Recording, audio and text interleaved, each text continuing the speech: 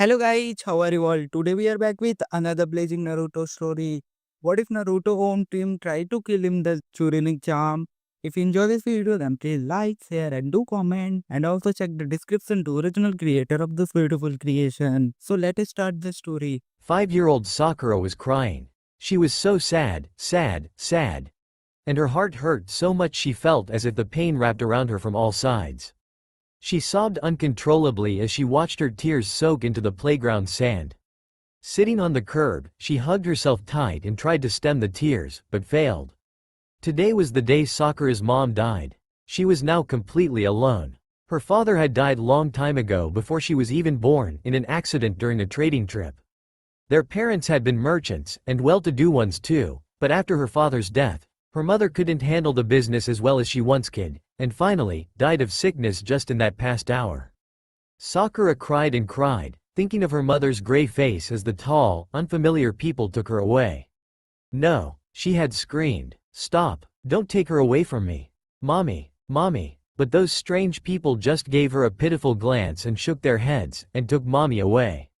The ground was sinking now, though she knew it was just a play of light through her tear-filled eyes. Light refraction, she knew it all. But it didn't matter, because she really did feel like she was sinking into a pool of despair. She wondered if she would ever come out. "Are you okay?" a small voice, far away asked. She jerked up. She wasn't aware that anyone other than her was in the playground. It was sunset and all the kids were gone. But he wasn't. From 10 yards away, where the big tree stood, a little boy about her age peered out from behind its trunk, eyes and face shadowed from the shade. The most soulful, blue eyes shyly scanned her face, too meek to do anything other than peek from far away. Sakura blinked. "Who are you?" she asked, feeling stupid now that she realized she had been bawling in front of an audience. "What do you want?" She forcefully wiped the tears from her face as she stood up. "I don't want anything. I just asked if you were okay. You looked sad. You still do." The boy hid behind the tree again. Sakura sniffled. "I don't know why you should care. I'm just a stranger to you." The boy peeked out from behind again. "But people are supposed to help each other out, right? I want to help you.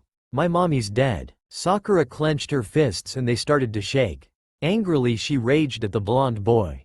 "What can you do? Bring her back? My mommy's dead too." Pause. "I never knew any of my parents. Ever since I was born." Sakura felt the anger drain away.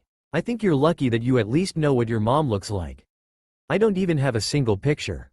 Sakura felt tears welling up again. Maybe we could be friends?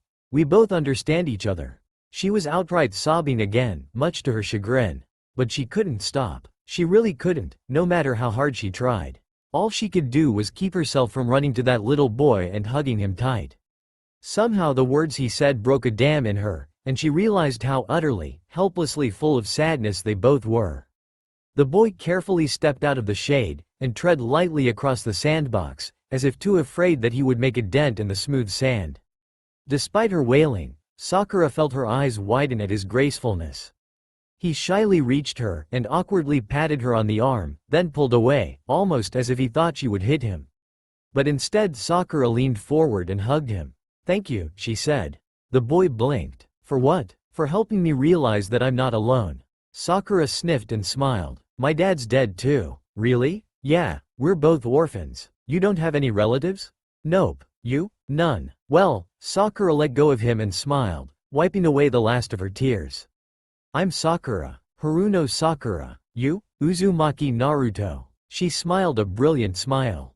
"Let's be friends, Naruto." "Sure." Naruto couldn't believe his ears. He had a friend. For the first time in his life, he wasn't alone.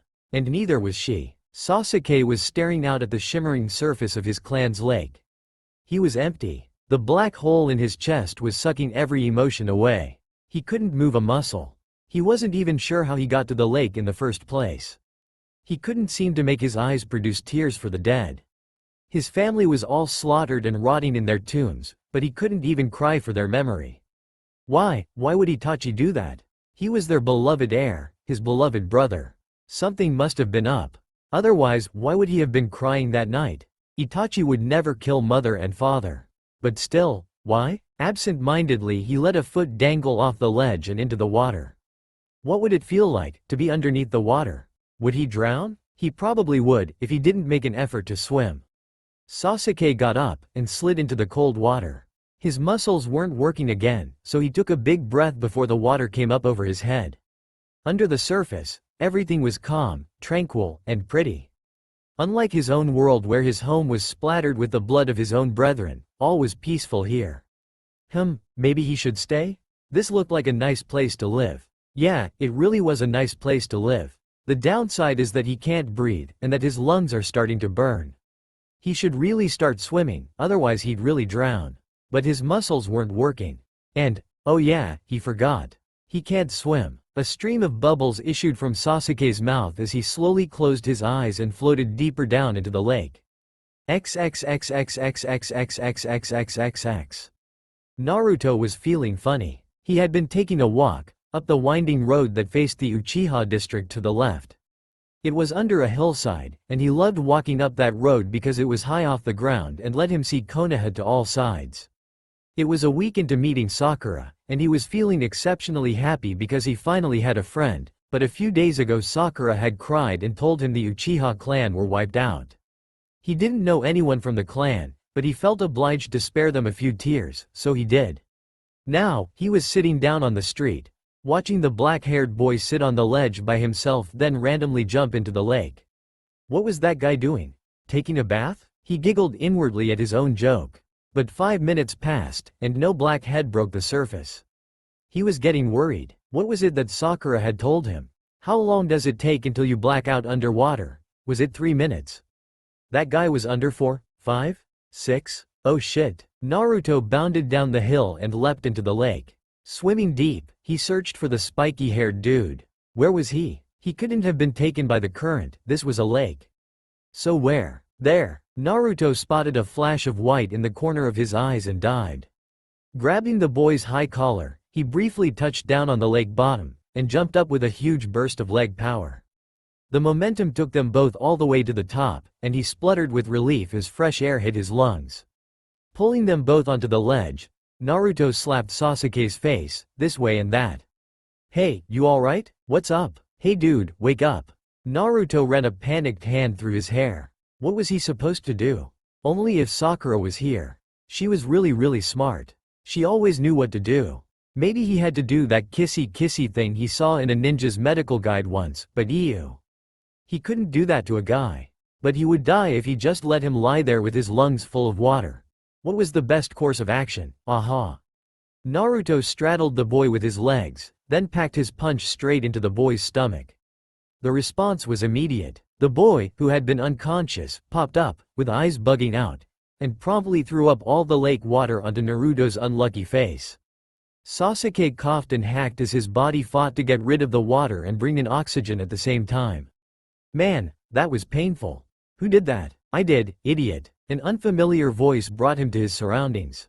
A disgruntled-looking blonde-haired, blue-eyed boy his age was sitting on top of him. Had he said that out loud?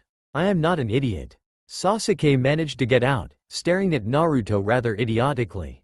What are you? I'm Uzumaki Naruto, friend of Sakura, and savior of... Naruto looked down expectantly.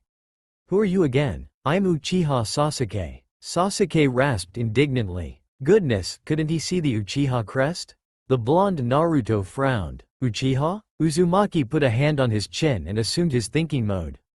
Aren't they dead? Sasuke felt real anger burst from his chest.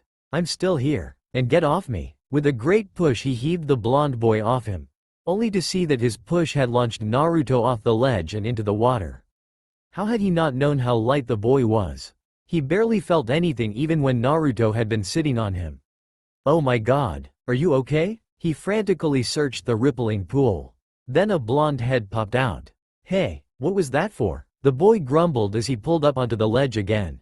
I'm Uzumaki Naruto, friend of Sakura, and now savior of Uchiha Sasuke. Be grateful. He shook his head like a dog, and showered Sasuke with water.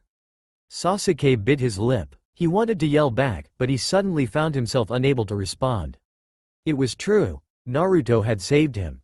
If he hadn't, there really would have been no Uchiha left in Konoha. He felt like lashing out or ignoring the blonde, but his mother had taught him better than that. Thank you, he mumbled. What was that? Naruto put a hand to his ear. I can't hear you. I said thank you. Sasuke yelled. Then he blushed. You can go now. I won't do that again. It was stupid. Yeah, it really was stupid. Naruto laughed. Sasuke's brow twitched. You suicidal or what? Are you just waiting for someone to rescue you? That's not true. Sasuke rose to his defense. I just forgot that I can't swim. To his horror, his voice dwindled to an embarrassed whisper as he accidentally gave the crazy blondie more fuel. Naruto doubled over in laughter. Now that's really stupid, he crowed. Who jumps into a lake when they can't swim? Idiots like you, of course. Why you? Sasuke had half a mind to punch the rudeness out of the little guy. He was shorter than him. And yet he was making fun of Sasuke, the last of the Uchiha. Never mind if he saved him or not. Come on, I'll teach you how to swim. What? Sasuke shook his head, wondering if he heard Naruto right. Naruto sighed, exasperated and shaking his head slowly as if he was too ashamed of Sasuke's slowness. Lake water get to your brain? I said come on, I'll teach you to swim. Sasuke was speechless. Here was this boy, whom he had never seen before, offering to teach him, an Uchiha, how to swim. What the heck? He finally let out. Heck yourself. Come on. Naruto grabbed Sasuke's hand and dashed off in direction of the road. I have to introduce you to Sakura. She's a really great swimmer. Hey, let go. Oh, don't be stingy. Let's be friends. It's the least you can do after I saved you. What? Sasuke gaped. You're asking me to be your friend? Yeah, so what? Naruto didn't cease his running as he cocked his head back. Do you know I'm an Uchiha? No duh. Sasuke practically felt the blonde roll his eyes.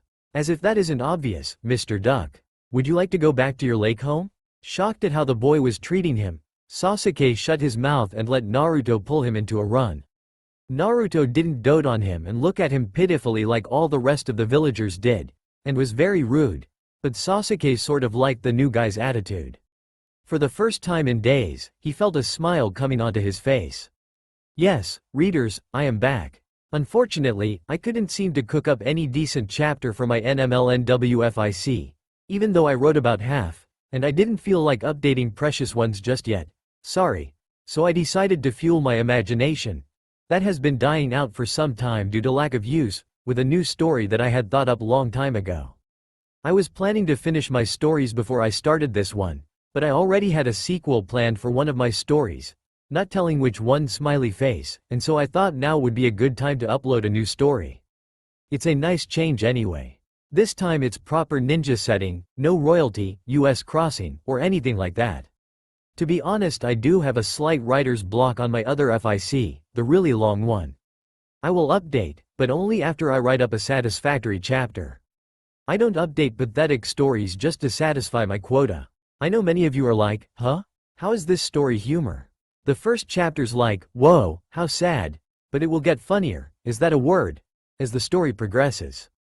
Hopefully. I don't have much experience writing humor, so please give me a lot of critiques and suggestions. I already have a plot in mind, but I can always change it according to my tastes, and I can always incorporate some of the wonderful ideas you readers give me.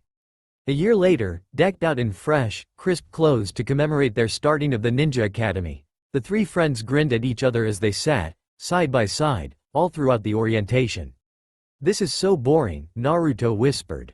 Doesn't it make you want to spice things up? He grinned an evil grin and rubbed his hands together. Sasuke smirked. A prank sounded perfect. He respected the third, but seriously? Talking for an hour to 6-year-olds?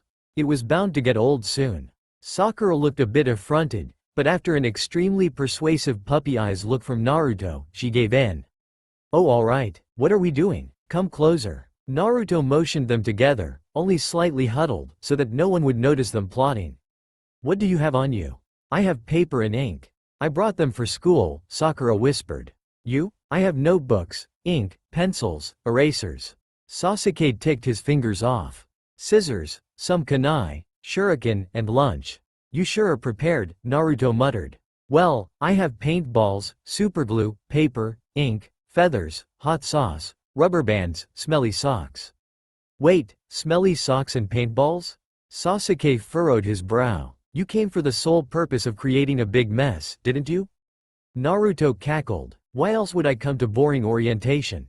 Life lesson number 1. Orientations are always boring. Since when were you so wise? Sakura laughed and patted Naruto on the back. You're only 5, so what's the plan? Sasuke impatiently nudged his two friends. I hope we don't have to rip out pages from my notebook. They're all brand new. Nah, we have plenty of paper. At least I do. Naruto reached into his backpack and pulled out a sealing scroll. I've been researching ways to carry lots of things at once. Isn't it cool? I'll teach you guys later. For now, we'll just need your ink. All of it. Sasuke grumbled. There went his good ink. He pulled it out and handed it over. Now what? We combine our superglue, our feathers, our ink and paper, and with a little bit of ninjutsu, give this room a complete makeover. Sakura and Sasuke exchanged predatory glances. Any ideas how to do this without any of the Chuunin, or the Hokage for that matter, from noticing? Simple. Naruto folded his hands in his lap, looking straight at the still-speaking Hokage, the very image of an innocent bystander, giving no hint that he was actually plotting with his friends. You two are going to make a distraction. Oh dear, help me God. My HAIRR. Ino shrieked. Her long blonde hair was now drenched in superglue and stuck fast to the chair. A few moments ago, Ino thought she had been feeling something cold sliding down her ponytail, but dismissed it as cold air conditioning. Until now, when she lifted a hand to run it through her hair, and come in contact with a sticky substance that refused to let her hand go, she did not realize what had been done to her head. So she had done the next best thing she could. She screamed, "Help!" She opened her mouth wide and screeched in horror. 2 rows away, Sakura and Sasuke high-fived under the chairs. Naruto gave a discreet thumbs up as his other hand was busy working at a bundle of paper. Done yet? Sasuke muttered quietly as he slid back into his seat. The many eyes in the stadium were now focused on Ino, and with the way how Ino's mother was also screaming in shock, no one was going to notice them anytime soon. The Hokage himself had paused in his speech to come take a look. Moments later, Sakura slid into her seat next to the Uchiha. Hurry up, she hissed. Ino's a loudmouth and she's going to keep people occupied, but only for so long. Another high-pitched scream ensued as Ino's mother futilely tried pulling her daughter's hair loose. I'm nearly ready, Naruto huffed, his hands a blur with brushes and pieces of paper. Just need to get this seal array. Perfect. He now held up a big bundle of squashed-up paper, covered with tiny black words. Sasuke was confused. Sealing? He asked. Isn't that really advanced? How are you doing that? Naruto shrugged. Picked it up from places. It's just really natural for me. I'll teach you all later. Remember what I said about storage scrolls? This is a variation of that. It's just set up to unseal everything all at once when the sensor picks up high-level velocity. So we just have to throw it? Sakura, the natural brain, took the wad of paper in her hands. Sasuke just shook his head in wonder. If he hadn't been hanging around Sakura so much, he wouldn't have understood half of what Naruto just said. Of course, that applied to Naruto too. Yeah, since Sakura had the pleasure of doing Ino in, would you like to do the honors, Sasuke? Naruto took the ball from Sakura and handed it to Sasuke. Sasuke just blinked. Sure, he was guilty by associate, but to actually initiate the prank? What would his father think? His mother? His brother? Then he realized, with a darker emotion than he ever thought capable of possessing, that he didn't care what they thought. He would live his life the way he wants to live it. With his friends. With a great burst of strength, Sasuke threw the ball high up in the air just as another drawn-out scream from Ino ground the air.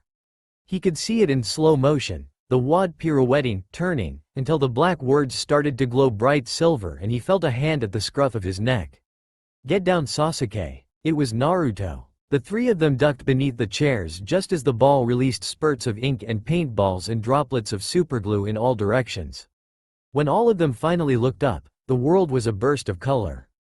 Sarutobi, the 3rd Hokage, and each of his Anbu who had burst out from their hiding places at the commotion, was dotted in polka dot rainbow colors. The old man looked half amused, half angry. How had he not noticed this? On instinct his gaze immediately trailed over to Naruto, the resident prankster, and found him clean. He'd thought so. Wait, was that Sasuke and Sakura there too? The entire room was in uproar. The shinobi were flitting in and out, trying to find the source of the prank. The Anbu had their swords out, trying to protect the Hokage from more paintballs. They didn't seem to realize the patterned paint and ink made together on their masks. Civilian parents screamed and hollered if this was the way of the shinobi. Many carted their children out of the stadium and back home. The once full stadium filled with hundreds of aspiring ninja students dropped to a mere 30. Well, at least now they wouldn't have to weed the weak out of the group. The ninja families looked less upset, but clearly unhappy. Ino and her mother continued to scream. Inoichi looked positively unsure what to do. Ibiki's eyes narrowed now that his favorite headband bandana was freshly tie-dyed. Sarutobi got up from his seat, but the snickers aimed at him told him something was off, and looking behind him, he found that his seat was stuck fast to his butt. Naruto, taking advantage of the situation, quickly shoved his empty sealing scroll into a nearby unsuspecting Chuunin's pouch. There, evidence gone. Who'd think a 5-year-old would be capable of making storage scrolls? No one would be able to trace back to him. Then, as he dusted his hands and stood back to admire his handiwork, he saw the Hokage glaring at him. Shoot. Next moment, all three of them were inside the Hokage's office. Sarutobi, too distressed to even light his pipe, massaged his temples with his fingers. Pray tell, what possessed you to mess up today's orientation? Do you wish to be expelled from the academy before you even enter? Sakura peered at him with innocent green eyes. What do you mean by that, sir? We didn't do anything. I don't understand what you're accusing us of. Sasuke stared blankly at the aged leader. Hokage-sama, I am the last of the Uchiha. Surely you don't think I desecrate my ancestors' names with pathetic tricks. Old man, we didn't do anything, I swear. Gimme proof that we're the ones behind it. Ha, got you there. Naruto bellowed with laughter. Sarutobi smiled. First, compared with the rest of the people back in the stadium, including myself and my esteemed shinobi, why is it that you three are completely free of stains? To his pleasure, the three miscreants' faces went pale. Naruto cursed under his breath and muttered something like, crap, I overlooked that, but instantly took on an expression of the most incredulity. Old man, he gasped. Just because your shinobi happens to be more incompetent than a group of 5-6-year-olds, you can't blame us. Is it our fault that Sakura happened to be staring at the ceiling during that time and notified us right before the assault? Sarutobi narrowed his eyes. Where did you learn to speak like that? What a shock. Naruto was usually lacking in the vocabulary area. It came with living alone without any parents, but for a 5-year-old? That was impressive. Sakura-chan taught me. Sakura blushed cutely. Sarutobi was very impressed. You must be very smart, Sakura. Good for you. Thank you, sir. Sakura's green eyes shone with light. Behind her, Sasuke and Naruto crossed their fingers and hoped to veneer off topic. However, just then a ninja came in, carrying a large wad of paper. Hokage-sama, this is the ball. He handed the thing to the leader, giving the kids a pointed glare. The aged leader took it into his hands, examining the remnants of the seal array. He frowned. This can't be right. The seals are too advanced for any average ninja to create, let alone a bunch of 5-year-olds. That's right, Naruto shouted. You have no evidence. Plus, how did we carry all that stuff with us to school anyway? It's not like we were hauling carts of paintballs, you know.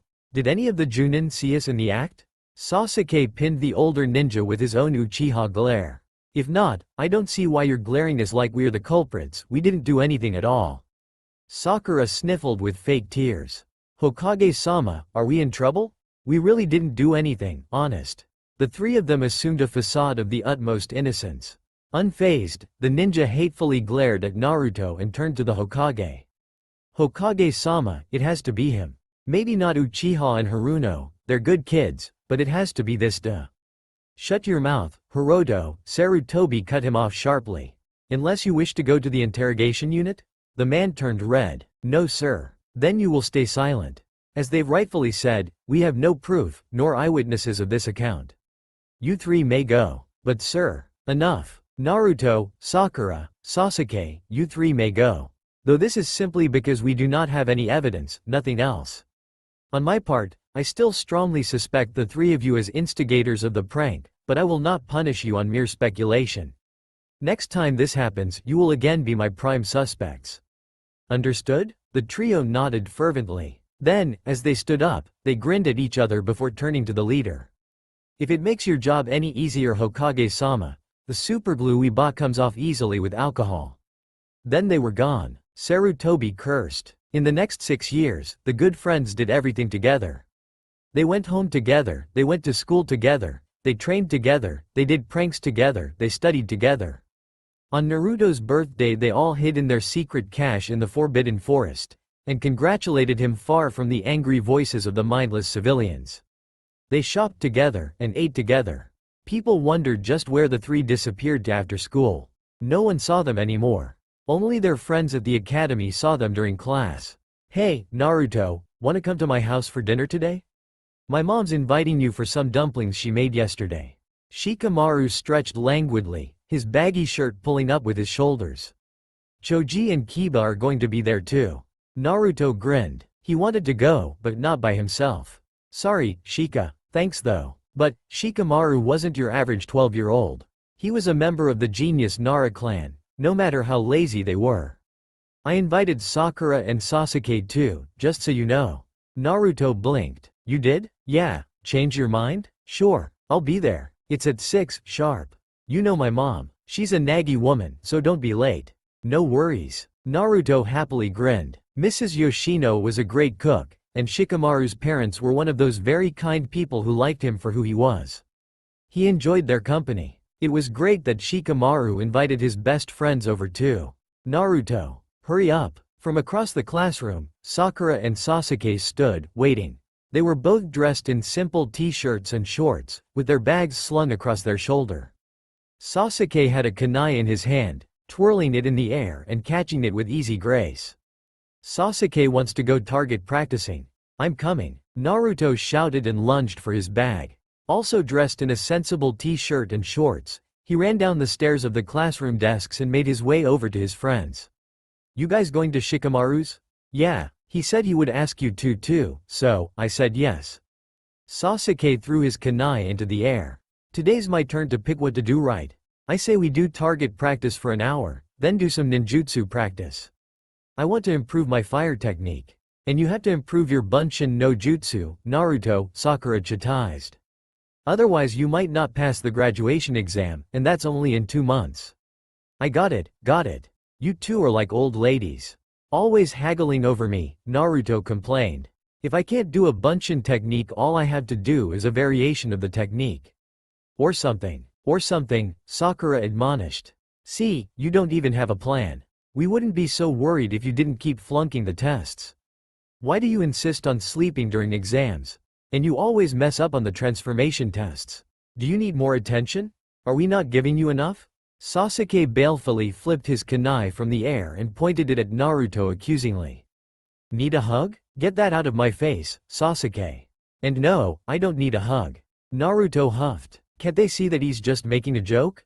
This academy-style curriculum was a total farce, in his opinion. And they always say a ninja's greatest tool is deception, right? What's wrong with having fun and fooling others at the same time? It's killing 2 birds with 1 stone. Well, come on. We have a dinner to go to at 6. We don't want to waste time blocking the doorway.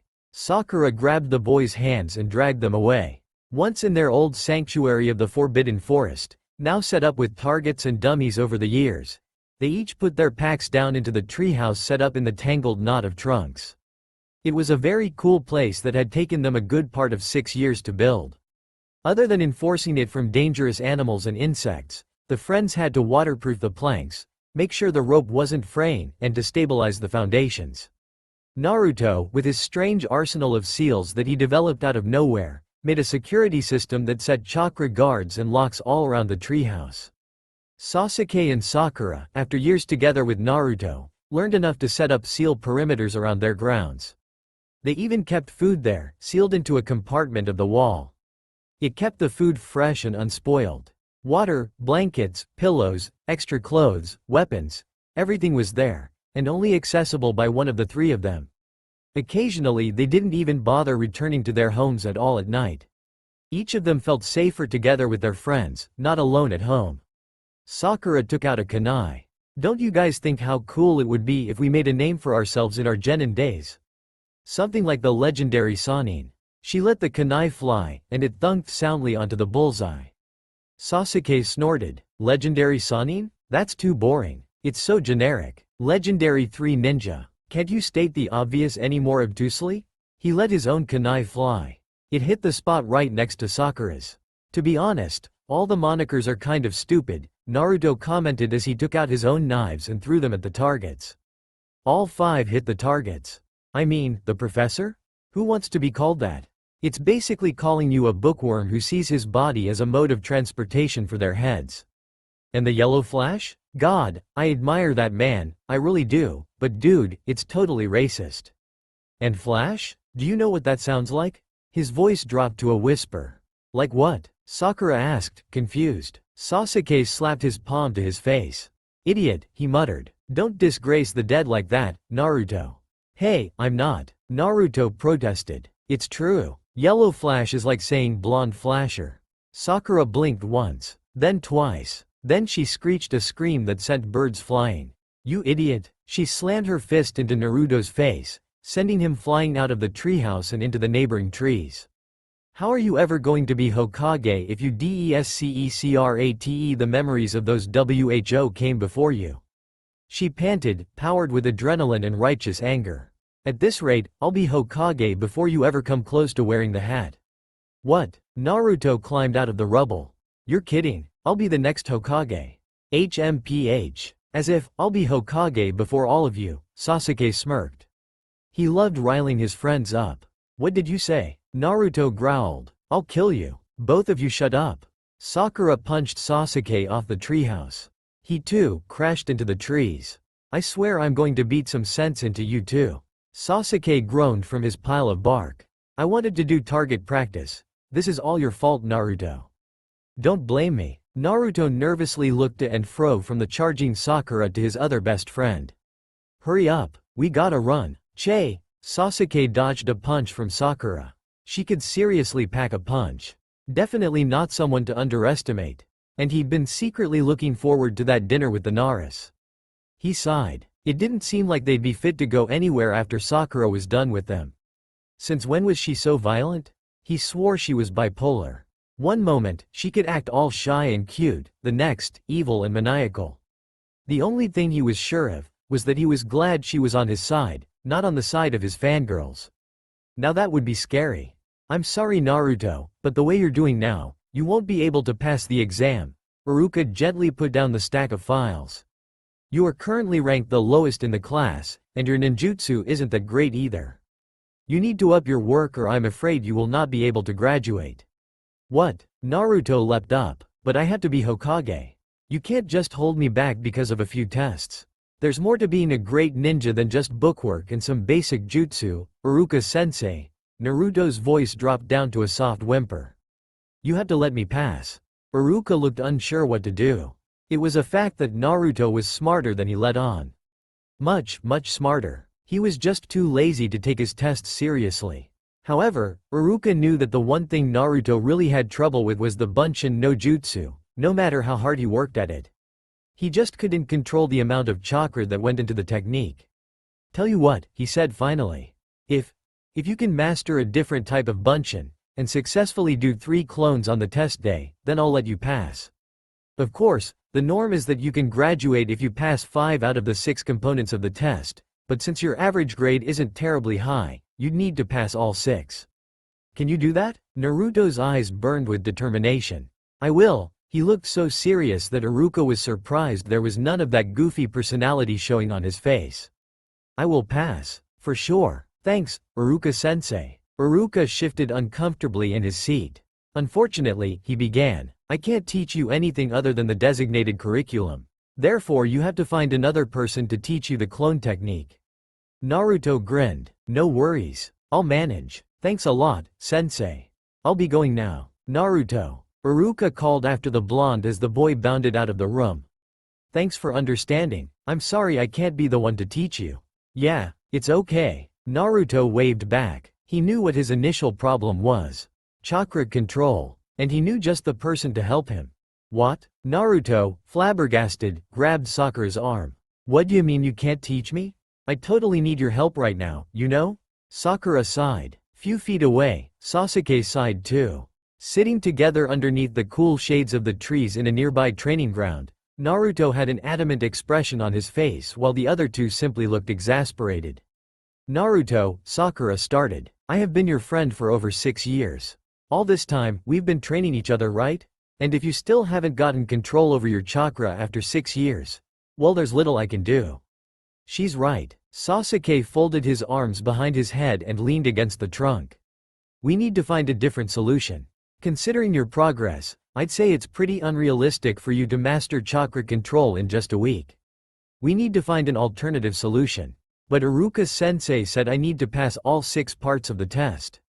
Naruto whined. If you guys aren't going to help me, who will? I don't know, Sakura answered truthfully. But for now, let's think. How can we make it so that you'd graduate, even without passing the ninjutsu portion? Sasuke rubbed his chin. Should we bribe the teachers? I'm an Uchiha, they'd probably listen to me. Or, I can sneak in and put a genjutsu on the examiners. Make them think you pulled it off? Sakura offered. Though I'd rather you do this yourself, since this is your mess and all. You guys are mean, Naruto pouted. If I don't graduate, you two are probably gonna have some idiot dork on your team. Why do you think I've been purposefully missing the tests? It's to increase the probability of us being together. Don't blame us, we've been plenty helpful, Sakura retorted. If you keep antagonizing us, then we're not going to help you at all. Okay. Naruto put up his hands in a placating gesture. He didn't want Sakura to get mad. It was like pulling nose hairs from a sleeping rhinoceros. Well, I actually have an idea that might work. Like what? Sasuke yawned. You know how Hokage Gigi has Icha hidden in his drawers? Sarutobi was enjoying the last dregs of his coffee watching the sunset through the large window in the Hokage's office. He was finished with his paperwork, his files and stamps were neatly put away, and now he was getting ready to head home for dinner. He got up and stretched. When he relaxed, he saw a small form in front of him. What are you doing here, Naruto? Oiroke no jutsu. Gaia. Sarutobi gasped as a voluptuous, beautiful blonde girl appeared, completely naked.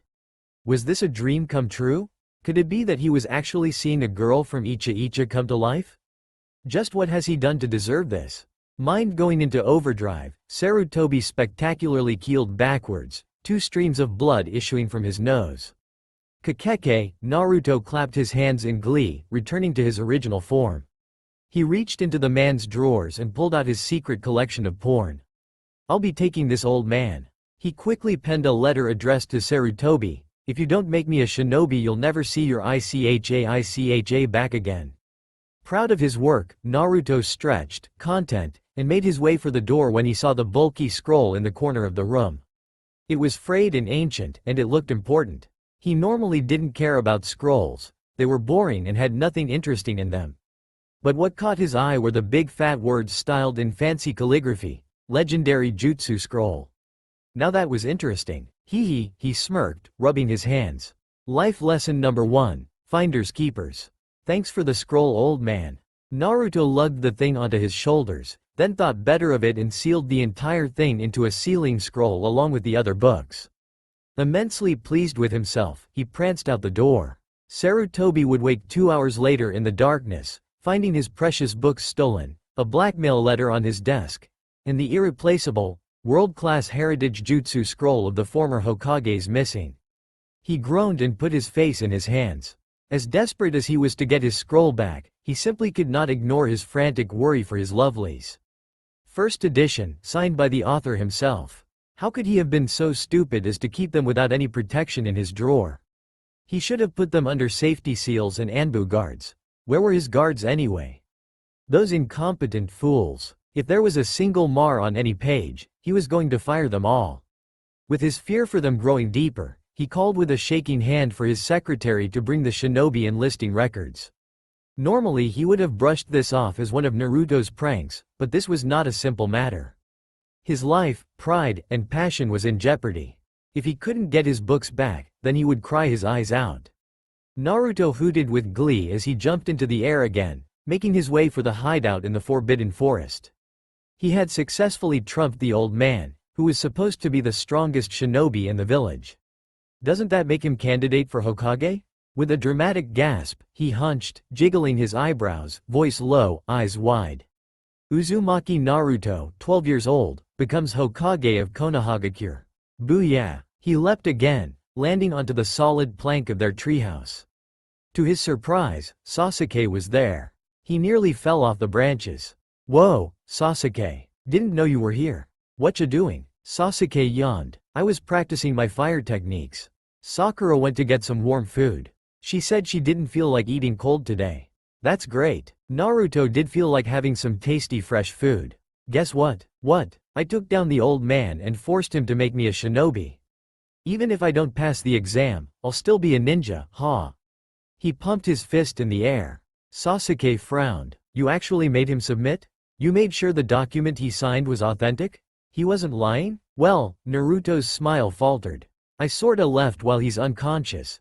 But he probably did enlist me as active shinobi. I left him a letter. Sasuke sighed, rubbing his forehead. Naruto could be so clever and yet so stupid sometimes. Naruto, what makes you think you can get the strongest person in the village concede to your will? I highly doubt that he was even surprised by your attack. At this, Naruto shook his head vigorously. Oh no. No. He was really surprised. I'm sure. How? 'Cause he fainted. He fainted? Sasuke leaned in closer, now much more interested. Just what did you do? Naruto smirked devilishly. I used this little jutsu I came up with in my spare time, but you have to promise not to tell Sakura, or she'll pound the daylights out of me. Sasuke nodded solemnly. I promise. Now what did you do? I used a jutsu called Oiro no Jutsu. Technique, it makes me turn into a babe with no clothes on. Then he fainted on his own. Then I stole his Icha collection, wrote a letter threatening him with it, then for good measure, took this scroll with me too. Naruto pulled out his sealing scroll and unsealed the items inside. See? I'm not lying. Sasuke's eyes went wide. Was that the scroll of sealing? The legendary jutsu scroll? Wait a minute. Crap. Naruto, what have you done? Panicked, he grabbed the giant scroll and stood up. The idiot. Naruto cocked his head. Huh? What did I do? This is the scroll of sealing, you moron. It's Konohagakure's ultimate compilation of extremely strong kinjutsu, all of which have been developed by our former and current Hokages. Do you know how much the other villages scramble around to steal this thing? You just committed a capital offense. Sasuke wanted to kick the blonde idiot's head. What are you smiling about? We need to give it back before they set ninja after us. Come on, let's go. Sasuke, Naruto tsked, shaking his head like he was about to explain an elementary concept to a little boy. Calm down, my friend. Let's think about this rationally. Do you really have the right to tell me that? A vein throbbed in his forehead. He was the most rational one in their group. Naruto wagged a finger. Life lesson number 2, finders keepers. The old man just had it right next to the door. How was I supposed to know how important it is? Sasuke opened his mouth to argue back, but Naruto wagged his finger faster, bringing it up to Sasuke's face. Listen to me, Sasuke.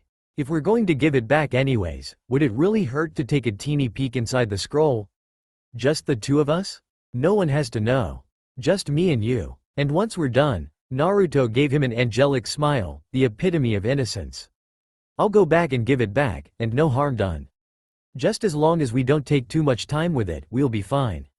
What'd I say? Sasuke took his time thinking. The offer was rather tempting.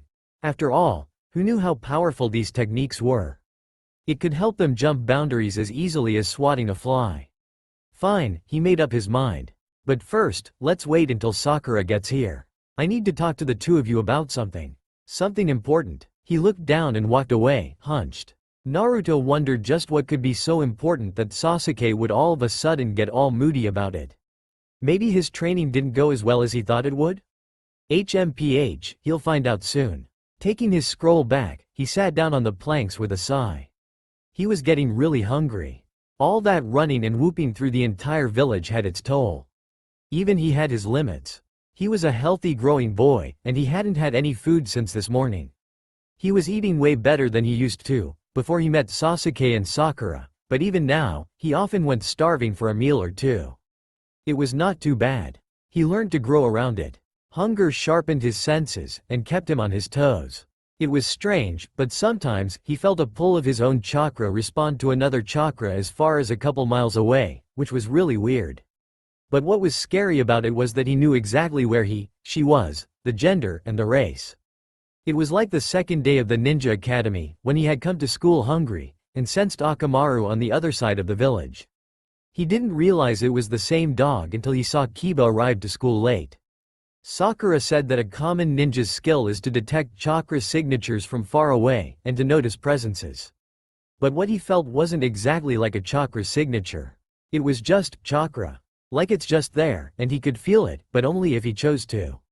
Again, really weird. He was itching to talk about it, now that he had his mind full of thoughts on the topic. But Sasuke was, for some reason, brooding in the darker end of the treehouse, so Naruto left him alone.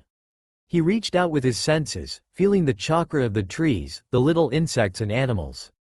Suddenly, he felt the tug of a foreign chakra, entering the forest and charging toward them at high speed. It was a girl, his age, and she was definitely a ninja. "Hey guys, did you wait long?" The piping bright voice of Sakura filled the high treetops just moments later. "I got yakitori, sushi, some salad, meat sandwiches, and sorry, but no ramen Naruto. We ate that for the last 2 days." She looked up, and saw her friend's face staring at hers with an odd expression. Sasuke bustled out of his corner to grab some food. He looked off too. "What's wrong with you guys?" Sasuke glanced at the blonde. "You talk. I'm not the cause for this, remember?" He took the chopsticks and started eating. "Sakura, we're eating right now, so please don't blow up. It'll ruin the food." "Ow, right," she said, eyeing them suspiciously. "What were they up to now? What did you do?" "To make things short, I sort of stole the scroll of sealing." Naruto picked up the sushi and shoved some into his mouth. "And Sasuke and I want the three of us to look at it before we give it back." The boys paused, waiting for her reaction. Quietly, they put their food down. Sakura was frozen. Tense, they waited for her to defreeze. When she came back with a shocked gasp. Coughing violently, she glared, her eyes brimming with tears, irritated that her coughing wouldn't stop. The boys didn't do anything to help her, secretly too afraid to go near her. Their fears were well-founded. Once she was in control, Sakura exploded. UF ***ing B *** chess and stupid $. With $% and an AXX holes with F *** ing DKSI will take this chopstick and $% in $. Shove it up your nostril to see if you have any F $% ing brains inside. She breathed heavily, so angry that her face was going red. How dare you F *** gain. Life lesson number 3, don't piss off Sakura. It took her 10 minutes to calm down once she was done with her rant. "So?" She held up her hand expectantly. "Where is it? Weren't we going to look at the contents?" Naruto and Sasuke shared a look. Sakura was bipolar, no doubt about it. "It's here." Sasuke held it out. "What should we look at first?" They peeled the scroll open. The first jutsu they came across was Kage Bunshin no Jutsu. Naruto whined. "Ew, this is considered a kinjutsu? A cloning technique?" Sasuke and Sakura on the other hand, looked excited. "Takes lots of chakra, stamina, determination, some level of chakra control." "Naruto, this is perfect for you," Sakura gushed. "Learn it. It shouldn't be too hard. It's just a cloning technique. This way you can legitimately become a ninja." Sasuke agreed. "I don't think I can use that technique, because it uses too much chakra. But you have a lot of chakra, so you should be fine. Come to think of it, all the other jutsus take up a lot of chakra too." Sakura scanned the rest of the scroll. "I don't think we're going to learn any of this, guys. Except for you, Naruto, you can learn the shadow clone technique. But other jutsus require absolute chakra control and elemental affinity. This is not for us." Sakura decided with a final nod and rolled the scroll back up. "We'll give this back first thing next morning." Naruto, enthusiastically making the hand signs for Kage Bunshin, deflated a little. "Oh joy. After all my work." Sakura giggled, but Sasuke's voice broke her out of her giddiness. "Now that the scroll issue is settled, let's talk. I have some serious issues." "Yeah, you do have some issues." Naruto laughed at his own joke, but Sakura punched him in the head. "Go on, Sasuke," she urged kindly. "I've been training. My fire techniques are coming out weird. I don't know why, but it feels different. It doesn't feel like the usual fire. Do I make sense?" Sasuke had a glint of panic in his eyes. Sakura quirked her eyebrows. His fire was different? How different? She asked. Sasuke shifted unknowingly. It's like, instead of flaring out to burn what I'm directing it to, it turns and tries to cover me, like. Kinda like, it wants to hug me, you know? The color's different too, a deeper red. And you didn't do anything differently? Sakura asked, her face lined in thought. No new hand seals, no difference in chakra control? None. He made sure of that. Naruto stroked his imaginary beard. When it comes back at you, does it burn? You don't look hurt. Actually, that's the puzzling part. It doesn't burn me. It sort of just circles around me before going back to attack whatever it was supposed to have attacked. Almost as if it has a mind of its own. Wait, Sakura clapped her hands together. If the fire doesn't hurt you, what about regular fire? She pointed to the bonfire in the center of the clearing. Sasuke shrugged. I don't know. I'll test it out. He jumped off the treehouse and landed next to the fire, Sasuke and Naruto landing right after him. It was warm and comfortable. Rather disorienting, but Sasuke felt drawn to the yellow-orange depths. He couldn't pull his eyes away. The voices of his friends drifted off into the far background, and through instinct, he mindlessly reached out and placed his hand in the fire. It felt nice, at least for the fleeting second that it had been inside the flames. Naruto and Sakura, curiously watching Sasuke as he went into a semi-trance, rushed forward as Sasuke suddenly plunged his hand inside the fire. They yanked him away, adrenaline pumping. Panting, Naruto kicked Sasuke in the legs. Are you suicidal? I thought you grew out of that 6 years ago. What is wrong with you? Who would put his hand in fire? Sakura dashed forward and grabbed Sasuke's hand. Are you burned? Show me your hand. Her eyes popped out of her skull. What? Naruto growled, seeing her reaction. What? He's not burned at all, Sakura said breathlessly. How? Does the Uchiha clan have more than one Kekkei Genkai? Not that I know of. No, Sasuke shook his head. A bloodline limit? Impossible. Such a thing was hard to grasp. Naruto yelled, what's up with this Kekkei Genkai talk? What does him not being burnt have to do with a limit? If he wasn't hurt can't be hurt by fire, then he most likely has a physical Kekkei Genkai. But bodily bloodline limits are a mix of two elements. Sakura trailed off. If this was really a bloodline limit, then Sasuke was born with two natural elements. Everyone went silent at the possibilities. No, Sasuke finally spoke up. It's nearly impossible to have two Kekkei Genkais at once. If I inherited the Sharingan, then I shouldn't have another bloodline limit. Do you know if you have any other natural affinities? Naruto pressed. Sasuke shrugged. All Uchiha were fire elementals. His brother had been the sole exception. He had been raised with the expectation of being a fire user. He never took the element test. We can still find out more later, Sakura decided. For now, let's look at it as a positive thing. Did you have anything you wanted to say, Naruto? Naruto thought about the strange, chakra sensing experience he had, but thought better of it than to tell her.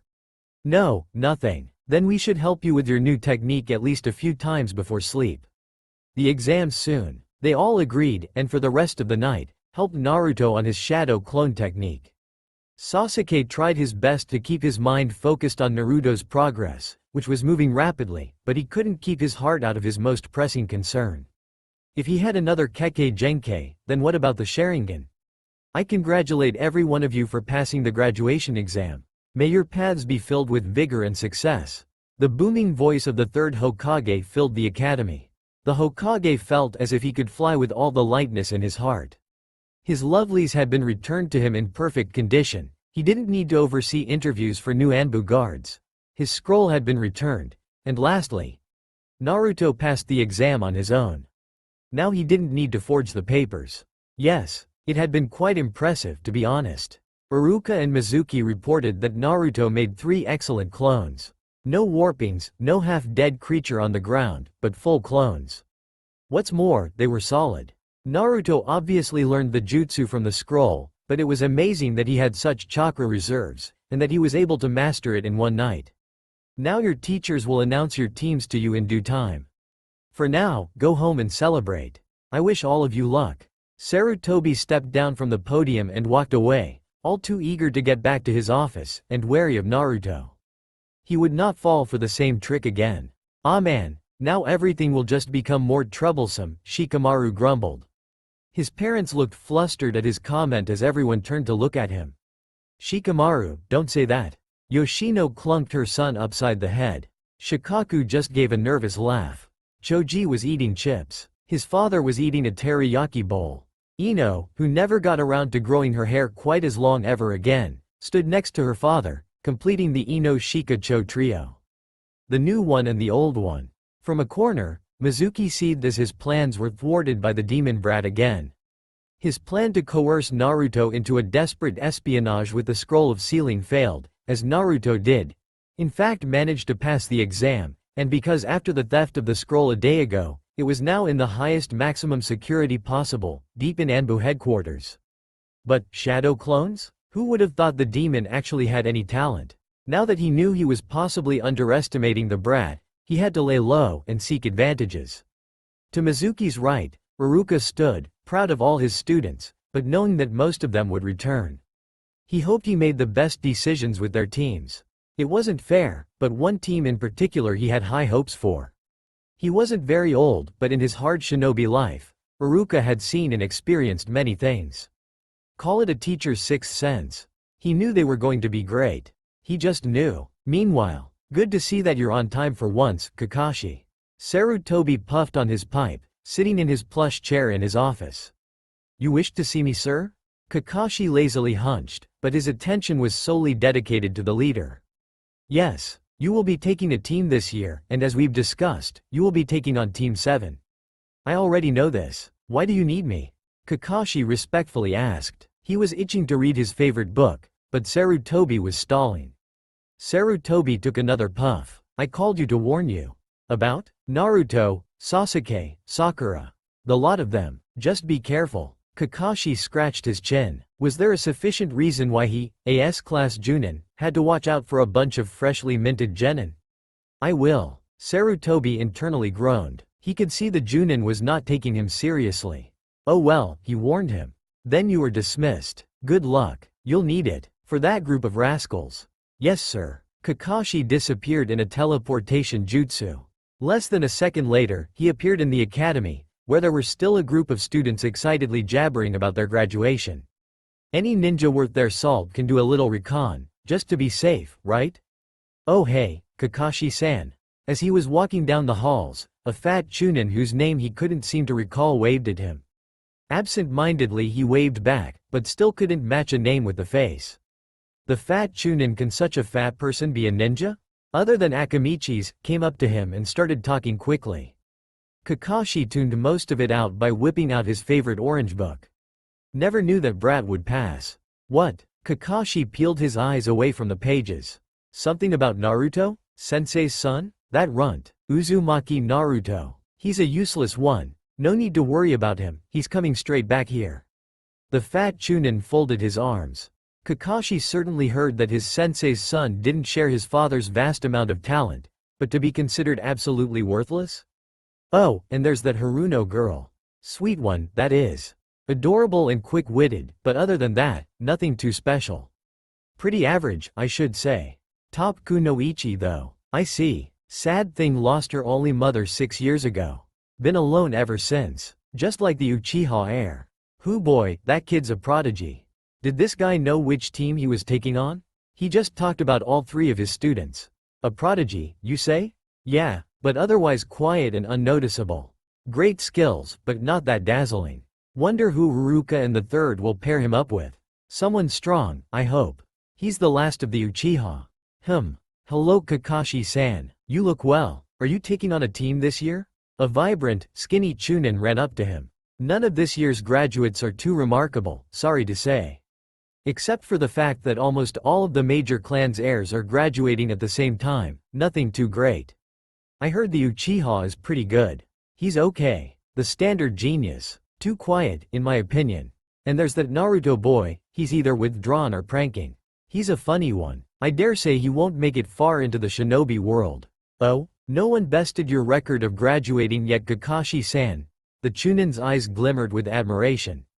I know your students will be blessed with an amazing teacher. Perhaps. Kakashi walked into the orientation hall to find it empty. Everyone had left, huh? Well, he still got plenty of info. Some people were biased, some weren't. Sadly, he wasn't able to catch their homeroom teacher before he left. Iruka was a good honest man and could have given him some quality information. But so far, from what he gathered, maybe Sarutobi's warning was a little unfounded, after all? Frankly, he didn't think they were very threatening. Bah, another year of failures. What a bore. Kakashi flipped open his book and poofed away. Naruto got up before his alarm clock today. He was excited. This was the day he was being assigned to a genin team. He hoped it was with Sasuke and Sakura. Well, most likely he was already with Sasuke, since he was dead last and Sasuke was first, but Sakura? He didn't want their team broken up. Who'd be his sensei? Some crazy badass ninja. Man, all those moves that his sensei would teach them made him drool. He'd be so great that everyone would know him. He'd be so feared that all of his students, namely, himself, would also be feared, and then they'd be renowned once they surpass him and show the world who's boss. Yeah, that'd be awesome. Naruto snickered as he rubbed his face dry from the cold water. He didn't stop snickering as he scarfed down his cereal. Putting on dark blue shinobi pants and an orange shirt over a mesh undershirt, he adjusted his shiny new headband on his forehead. He grinned at his reflection in the small mirror on his wall. Headband, check. Killer grin, check. Bed, made and ready, check. Gloves, there they are, check. I'm ready to go, y'all. Naruto pulled on dark green fingerless gloves he received as a present from Sakura and adjusted his kunai holster from Sasuke. Closing his eyes and reaching out with his chakra, calming his senses like he had done back before in the Forbidden Forest a few nights ago, he felt Sasuke and Sakura's chakras heading toward the academy a few miles away. Time to go. Yesha. Go Uzumaki Naruto. One step closer to greatness. He dashed outside his apartment. Sasuke was dressed in his usual Uchiha shirt, white shorts, and leg wrappings. On his arms, he had short, black wrist protectors on both sides. A present from Sakura. He wasn't feeling all that excited. Sure, it was his first day as an official genin and ninja of the village, but what's so great about that? It's still the lowest ranking there is. He was to meet up with Sakura on the outskirts of her area, which was in his direction towards the academy. He didn't live in the Uchiha district anymore. Even if the council didn't urge him to move out into another apartment, he would have moved out anyway. To either Naruto's house or a new apartment. Of course, Naruto's apartment was too small, but back then, both of them had been small enough that it didn't matter. Then again, the council would never have let him move in with Naruto. He didn't understand why people hated his blonde friend so much. Sure, he was annoying sometimes, but Naruto was generally a very nice and talented guy. He was loyal and a good friend. Not once in their 6 years together did Naruto ever do anything to let him or Sakura down. It didn't make sense that people disliked Naruto for no reason. It was a stark contrast to how the civilians treated him and how they treated Naruto.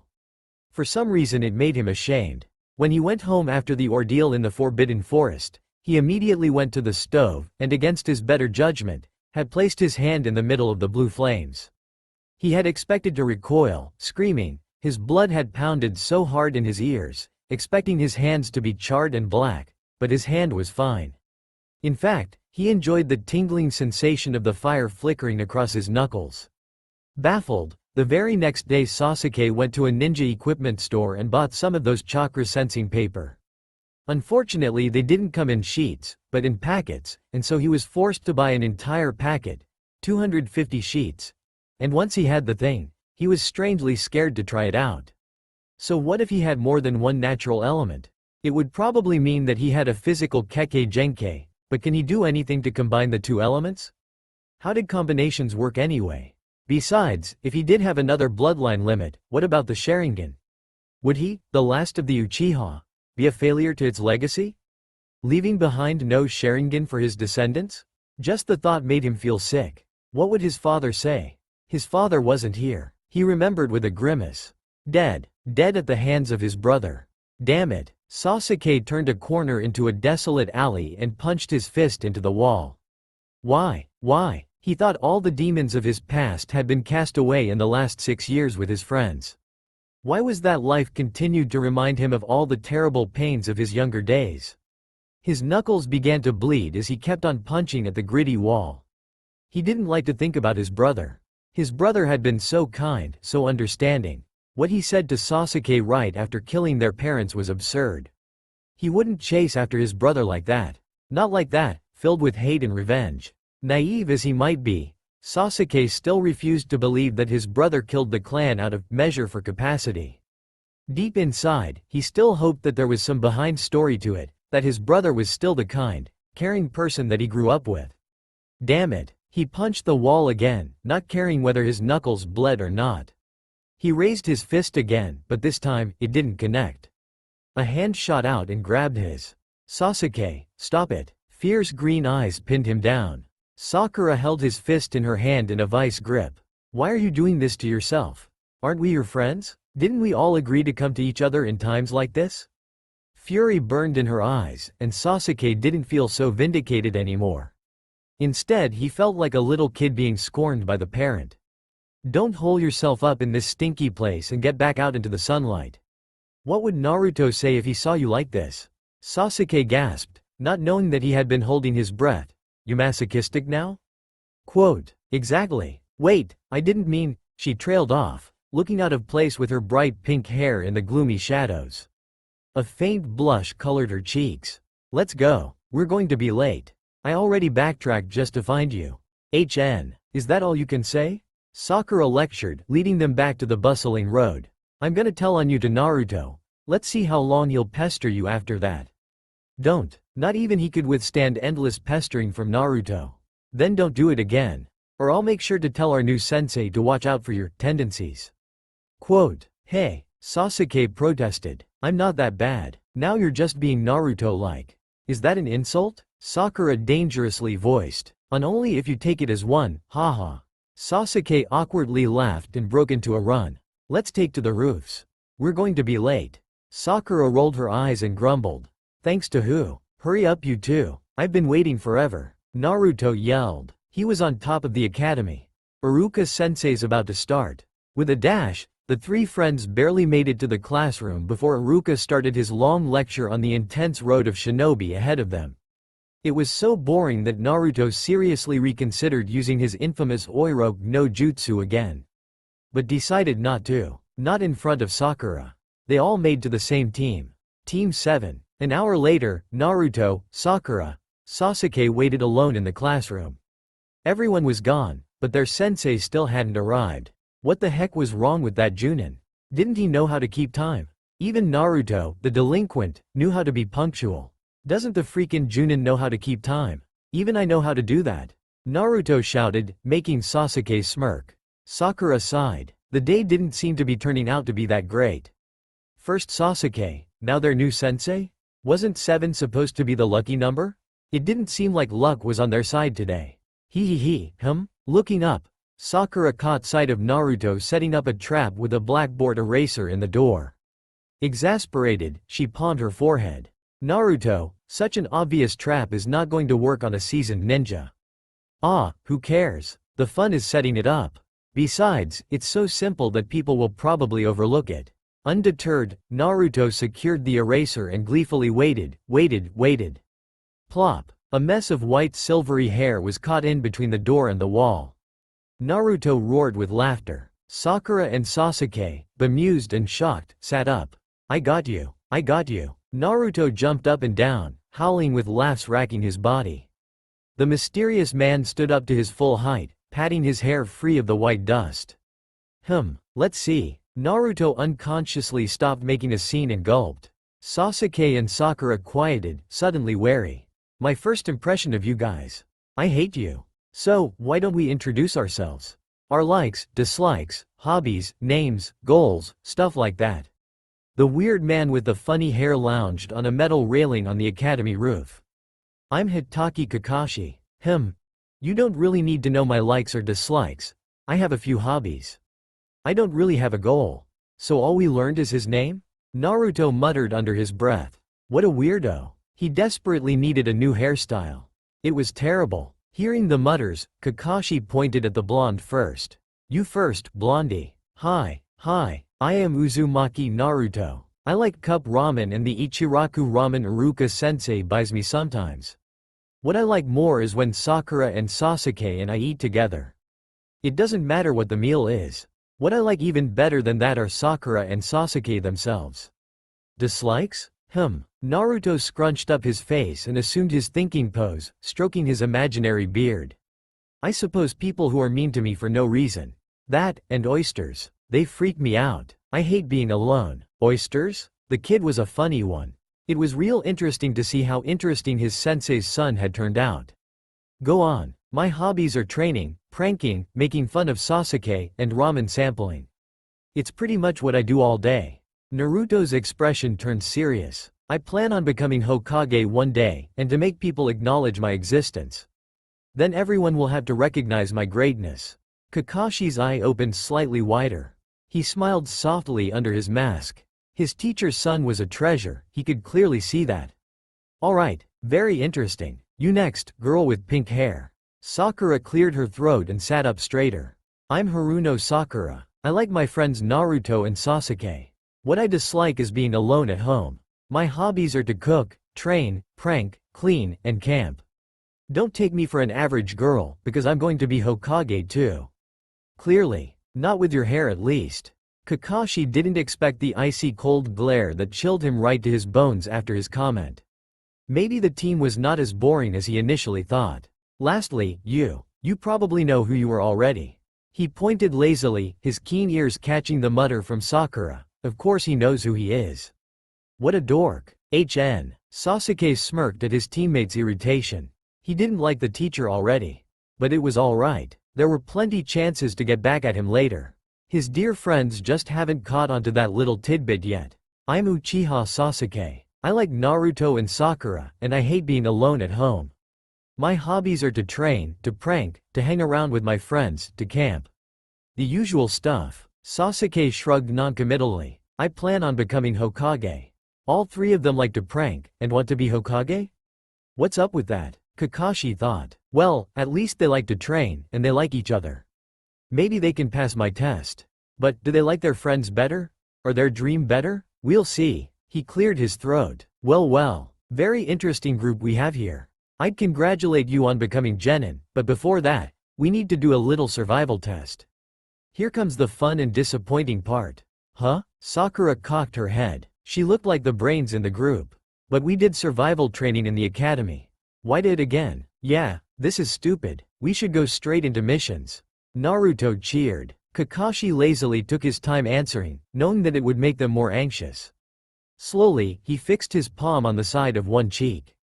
Well, you see, you three are not officially Genin until you pass a special test. Special test? It was the Uchiha's turn to talk.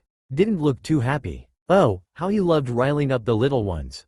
That's right. What's scary about this one though, is that there is a 66% failure rate. In other words, only 9 out of the 30 graduates will advance to Genin, and the rest will go back to the academy. He watched gleefully as the horror sank into their faces.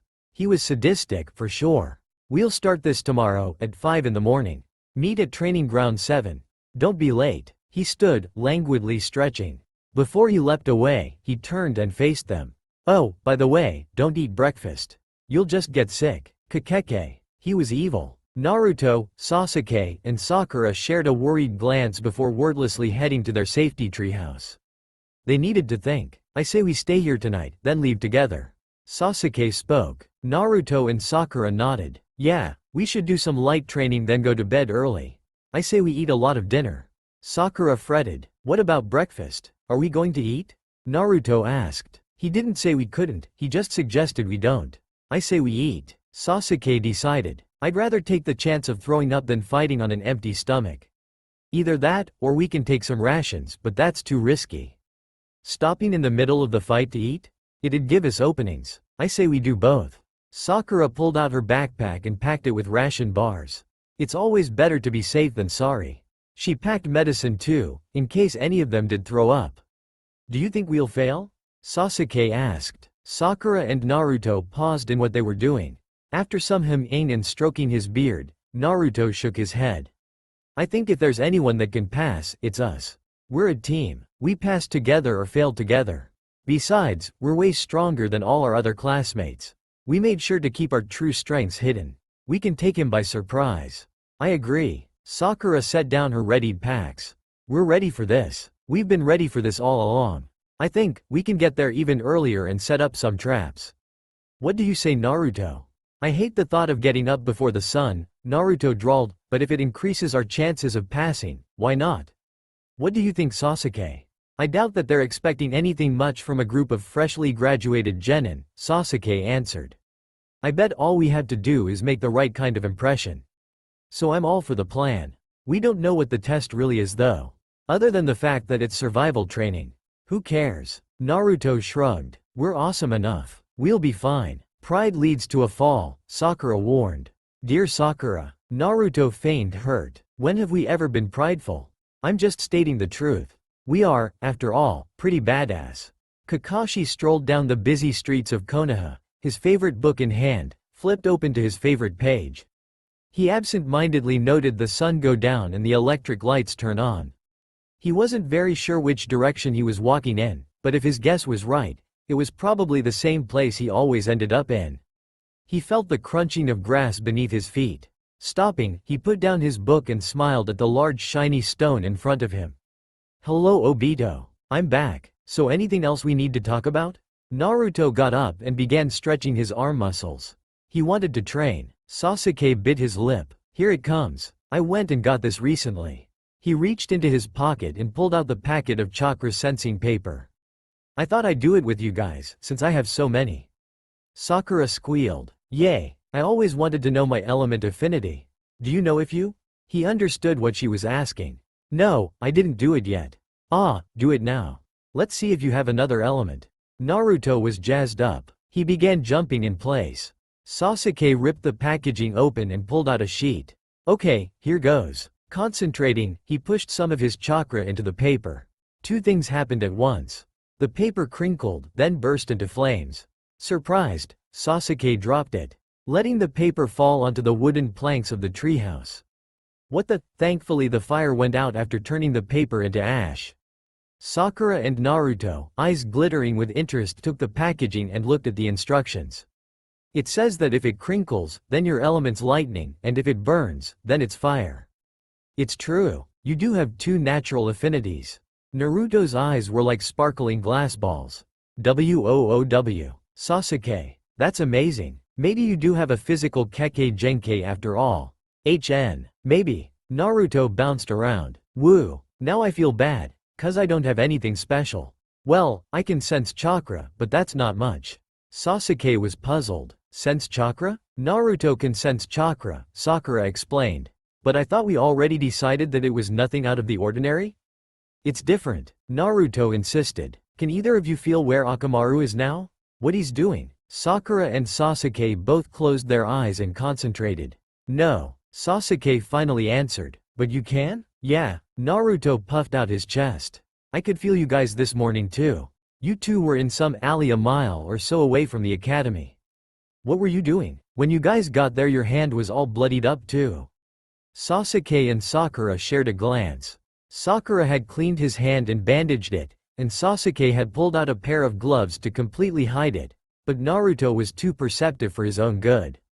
Often he himself forgot that Naruto was an extremely observant individual. Either way, this is a good thing. Sakura crossed her arms and thought. If the test turns out to be locating him, then it'd be a blast. Yeah, Naruto punched his fist in the air. We're awesome. Naruto the deceptive chakra sensor. Sakura the muscle-armed mighty brains. Sasuke the fiery-hearted. What did you call me? Sakura and Sasuke both advanced on their blonde friend. Laughing they tickled Naruto till he begged for forgiveness.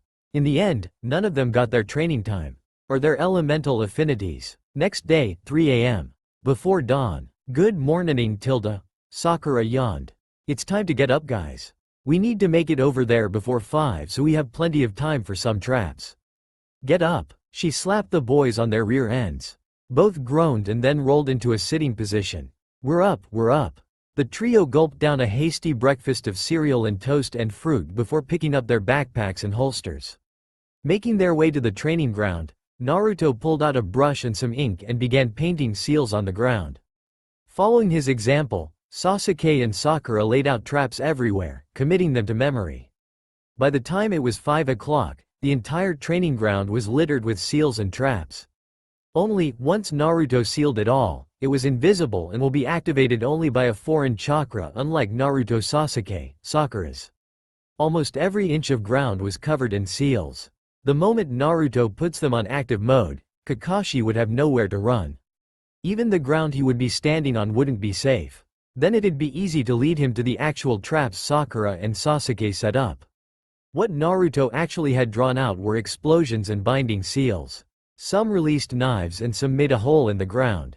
Now all they had to do was wait. So they waited, and waited, and waited, and waited. The sun came up. They waited again. "Yo, how's everyone doing?" Kakashi's cheerful voice rang out across the clearing. Instantly, he had all three youngsters up on their feet and glaring at him. Ah, how cute. The liveliness of youth. Oh no, now he was sounding like Guy. "You're late." They pointed accusingly at him. "So cute. Ma, I had to help an old lady with some of her stuff, and she lives all the way on the other side of the village. I had to help her. Sorry guys." Naruto looked pissed. Sakura looked murderous, and Sasuke looked annoyed. He cleared his throat again. "Now that I'm here, I'll explain the rules." He set down an alarm clock on the 3 posts and put some bentos down. "Here I have some bells. You need to get the bells from me before the alarm clock rings at noon. The person who does not have a bell will fail, and I will tie him or her to the post and eat lunch right in front of you." So that's why he told us not to eat breakfast. Their stomachs growled, having eaten hours ago. Their anger levels spiked. None of them registered that there were only 2 bells in Kakashi's hand. Kakashi quirked his brows. By now, at least one of them would have freaked and pointed out the 2 bells in his hand, but this group was different. "Oh well. Start." Naruto immediately put his seals on activation mode, unbeknownst to Kakashi. Kakashi looked around at them, confused that they weren't doing anything. "I said start? Aren't you guys going to hide? If we're going to fight you for the bells anyway, there's no point in hiding and separating ourselves," Sakura explained. "Besides, you made us angry enough to want a direct confrontation. Naruto's already in position." Sasuke pulled out a kunai and twirled it expertly. "And so are we." Kakashi didn't get it. All he could manage was an idiotic, "Huh?" Then the ground beneath him exploded. "Damn it," Kakashi cursed, not caring who heard him. Just who the *UCK set up all these seals? He'd been dodging knives, barely dodging explosions, falling into ditches, then accidentally running into some very well-hidden booby traps and setting those off too. He was splattered with mud, dirt, grime, paint, and charred in some places. The 3 ingrates hadn't even moved from their position yet. From what he figured, the place they were standing on was a safe zone of all sorts. Still, he was an elite Chuunin, and getting to that safe zone would be easy. What was tricky was all those seals he had to maneuver through. It had been 30 minutes since the start of the test, and he was the one on the run. It made him feel so humiliated that he wanted to bang his head on a tree trunk. He pulled out his lovely book. The sight of it made him see red. The brats had damaged his book with the first explosion. Now the beautiful, dainty orange color of it was burned to a dirty brown. He'd get them back. Besides, if they didn't come to him, how would they get the bells? In a taunt, he yelled, "How are you going to get the bells if you aren't even going to come close to me?" He ran, taking a long leap up into the air to avoid more traps, heading straight for the safety zone, but Sasuke and Sakura had kunai in their hands, anticipating his move. "Gotcha," they called in unison, and let the knives fly. Unable to dodge in midair, Kakashi hastily summoned a replacement and ran into the safety zone. "I got you now, little," but then, before he could get his hands on the little brats, they jumped away, and the ground beneath him exploded again. Damn it, wasn't it a safety zone? He rolled out of the way just as the explosion took place, his hair singed, but the moment he stepped onto another piece of dirt, seals flashed all around in a complicated circle around him, effectively binding him to the place. The hell? Naruto and Sasuke and Sakura appeared, and took the bells off his belt. "Yay, we win." The blonde brat jumped up and down in a victory dance. Sakura and Sasuke high-fived. Kakashi groaned. How had he, the copycat ninja, gotten in this situation? But he had an ace up his hand. "So you did get the bells. But now what? There's only 2. Who's going to go back to the academy?" Ha, he got the brats cornered. To his immense surprise, the blonde one Naruto tilted his head, perplexed. Did you drop one? He asked. Kakashi blinked. What did you say? Did you drop one? You hid it, Sakura accused. You hid it so that we can't pass. How could you evil man? Sasuke scowled and cracked his knuckles in a dark, sinister warning. You better tell us right now. Before the alarm rings. Kakashi was baffled. There are no more bells. There's only two. Liar. Sakura pointed her finger at his nose. Kakashi went cross-eyed trying to keep it in view. You hid it. Tell us where it is. Naruto punched Kakashi in the head. Ooh, Kakashi was seeing stars. Sasuke kicked him in his stomach. Sakura grabbed his hair and pulled. Tell us where it is. We're not going to pass with only two people. We're either all going pass as one or not going to pass at all. And not passing is not happening today. Where is it? Where is it? Yeah, we're all gonna pass as one. We're a team and you ain't gonna separate us. Naruto yelled and chomped down on Kakashi's leg. Exalted, Kakashi was just about to shout, you got it. You guys pass. But the vicious bite on his calf made him scream like a girl. Let me go. There is no third bell. Please let me go. Where is it? Sasuke kicked Kakashi in his balls. The poor Chuunin couldn't even bend down to cover the tender area, due to the binding seal. Tell us now. Tell us now. Tell us now. Kakashi cried. They just wouldn't listen to him. Ouch. Stop biting me. OWWW. I really didn't hide anything. OWWWW. He screamed and screamed. There was no way he was ever taking these demonic brats as boring, ever again. Ah, Kakashi. Good of you to finally join me at last. Sarutobi nearly dropped his pipe when he saw the state one of his best ninja was in. Asuma and Kurenai had their jaws on the ground, shocked at the multicolored Kakashi as well as bits of his burnt clothing. Slouching, the copy ninja looked like he went through hell. And boy, did he go through. Kakashi, dude, what happened to you? Asuma regained his voice. You look like you just went through a mud bath, decorated with paint, and put into a kiln for baking. Weren't you testing your genin? I was. Asuma never heard his big, manly friend sound so small. So did they pass? Sarutobi asked, keen on finding out how well the devilish trio had fared. Kakashi stood up straighter and nodded, shocking everyone in the room. Kakashi had finally taken on a genin team. It was a miracle. So what did they do to you? Kurenai asked. You look terrible. Smelled terrible. Asuma wrinkled his nose. Kakashi was quiet, then started to chuckle. His chuckles became louder and turned into full-out guffaws. The other shinobis stared at Kakashi like he went mad. Kakashi turned to their leader, trying to calm himself. I'll tell you this. Hokage-sama, Asuma, Kurenai. No offense, but our team is gonna kick your team's asses. He turned, then marched out of the office, laughing in his wake. He left the shinobi in silent shock and annoyance. He was still mourning over the loss of his book, and considerable amount of his hair, but boy, his team was one amazing team. When he said his team was going to kick ass, he wasn't just talking about Team 8 and Team 10. He was talking about the third's team, the legendary Chuunin. His team held so much promise. They were the up front and charge through the front line type of shinobi, the very powerful ones. It made him feel giddy. He giggled, not caring who saw him. He'd never felt this alive since he was with his own team 15 years ago.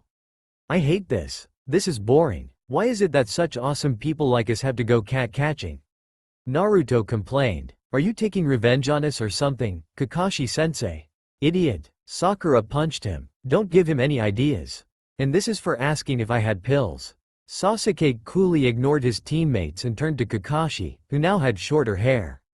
He had been forced to cut it after it was burned during the bell test. I agree. This is ridiculous. You saw our abilities in the bell test. Give us something we deserve. Kakashi snorted. You really think you're ready? This is all to build character and teamwork.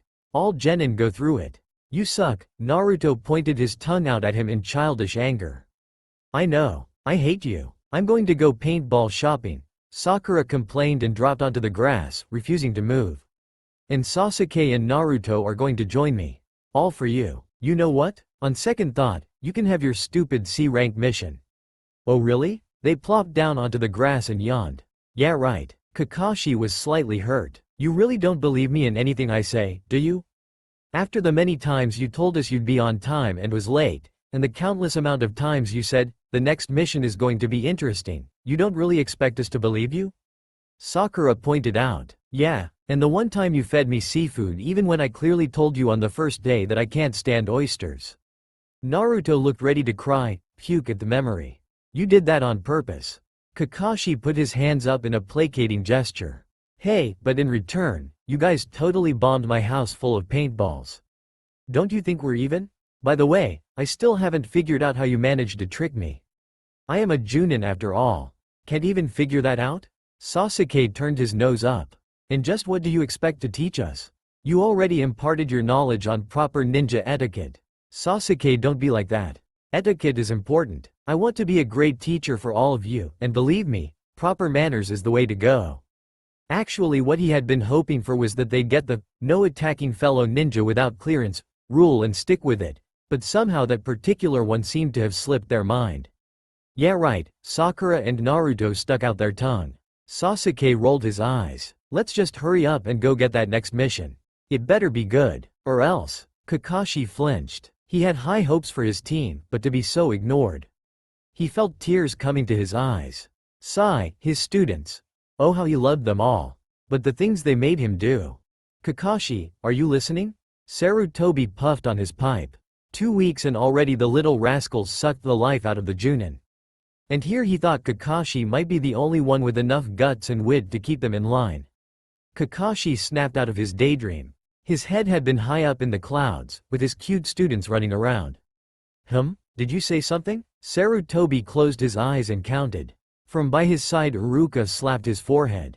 The devilish trio was standing by, looking innocent and impossible of crime. The aged leader spoke up again. I said, your team photo is not suitable. Take another one. What was that about the team photo? What's wrong with it? Everything. Sarutobi wryly pulled out a sheet. Face paint and obscene hand gestures are not acceptable. And, what is up with the background? Oh, he remembered now. It was one of the crazy things his team had hooped him into doing. They had something for paint, he was sure. It was like their life depended on paint. He saw Sasuke nearly burst into tears after finding his paintball supply nearly empty on a mission 2 days ago. Anyways, he vaguely remembered the little kiddos snickering as they painted something all over themselves. And him. But why was his memory so fuzzy? I don't exactly remember, could you show me the picture? Sarutobi flicked it over. Catching it easily with 2 fingers, he flipped the photo the right way up and brought it to his eyes. Oh, they were standing in front of a red and white paint-splattered wall with the words, Team Badass, scrawled onto the wall in fancy, gangster letters. Naruto, Sasuke and Sakura all had red and white patterned faces and were making hip-hop signs over their heads. Kakashi, had a leather jacket with the Spider-Man hand pose in front of his face. I think it's pretty cool. In Guy's words, it was hip. The kids definitely had artistic talent. Or that's what he had to think, if he wanted to live. Nonsense. Iruka snapped. A team photo is extremely important. It goes on the records. Retake it at once. Kakashi flashed a smile. Don't get your panties in a twist, Iruka-sensei. I'm sure the kids were having just some harmless fun. Besides, it's time for us to take a step away from tradition. But this is too much of an depart from tradition. Iruka insisted. Hokage-sama, I say. Now Iruka, let's hear what the young ninja have to say. Sarutobi quickly said, not wanting to incite their wrath. I do think this is rather a lovely picture, but there is protocol. Well, it has come to our attention that the name, Team 7, is simply too boring for awesome ninja like us. Naruto serenely gazed out the window. We were desperate. Our village is so lacking on the creativity side that we are being forced to live by the numbers. He sighed, placing a hand on his heart. To be honest, it was a choice between Team Orphans, Team Freaks, or Team Little Devils. What would you have chosen? Team Little Devils, Sarutobi thought. Why such grotesque names? Who came up with the orphan one? Sasuke, Sakura explained. He said since all 4 of us are technically orphans, we should be called as such. As you can see, Hokage-sama. Naruto stepped up and fixed the leader with a professional tone. Wouldn't you say we're actually doing some good to the world by blocking out negativity? Kakashi was nodding his head. Yes, we all thought Team Orphans was a terribly negative name. Which is why I recommended Team Little Devils. Sakura cut in, examining her fingernails.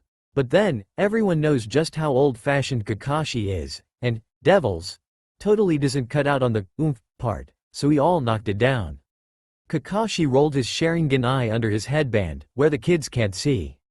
Your name wasn't that great either, Sasuke pointed out. I mean, Team Freaks? I have no idea where you got that from. We're completely normal. I know, Sakura nodded. I was paraphrasing. Team Kakashi. Team Freak. There's no need to add the S at the end. She shot Kakashi a pointed look. Oh, so that was it?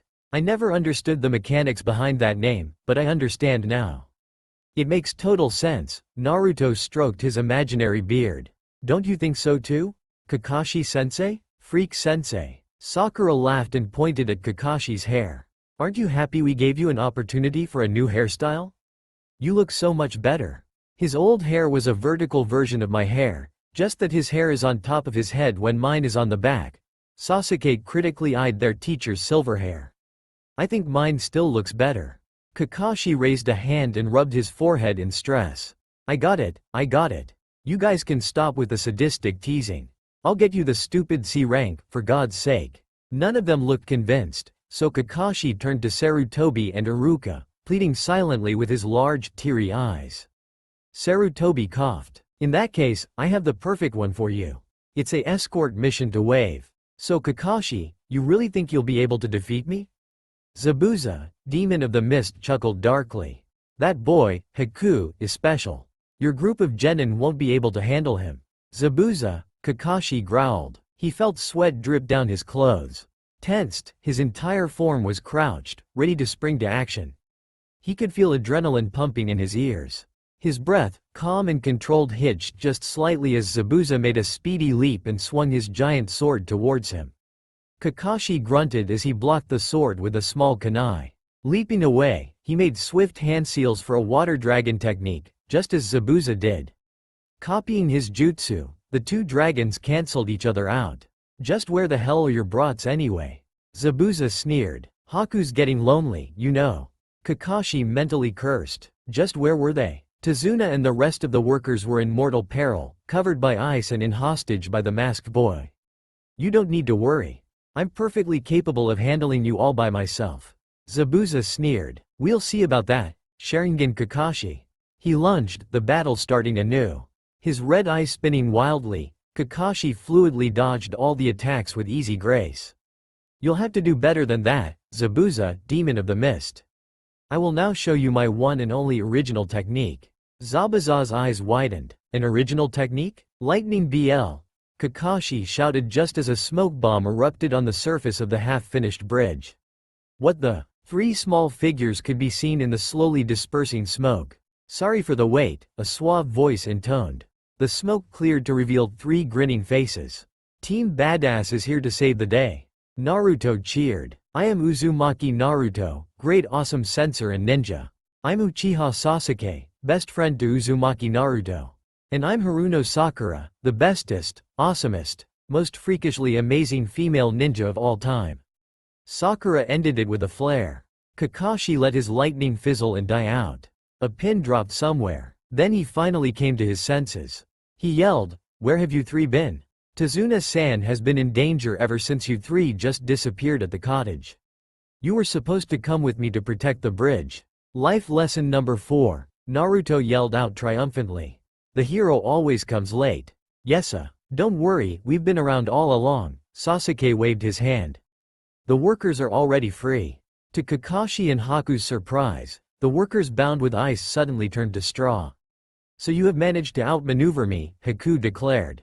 Do not worry. A worthless tool will be abandoned, and I will not be that worthless tool. How are you a tool?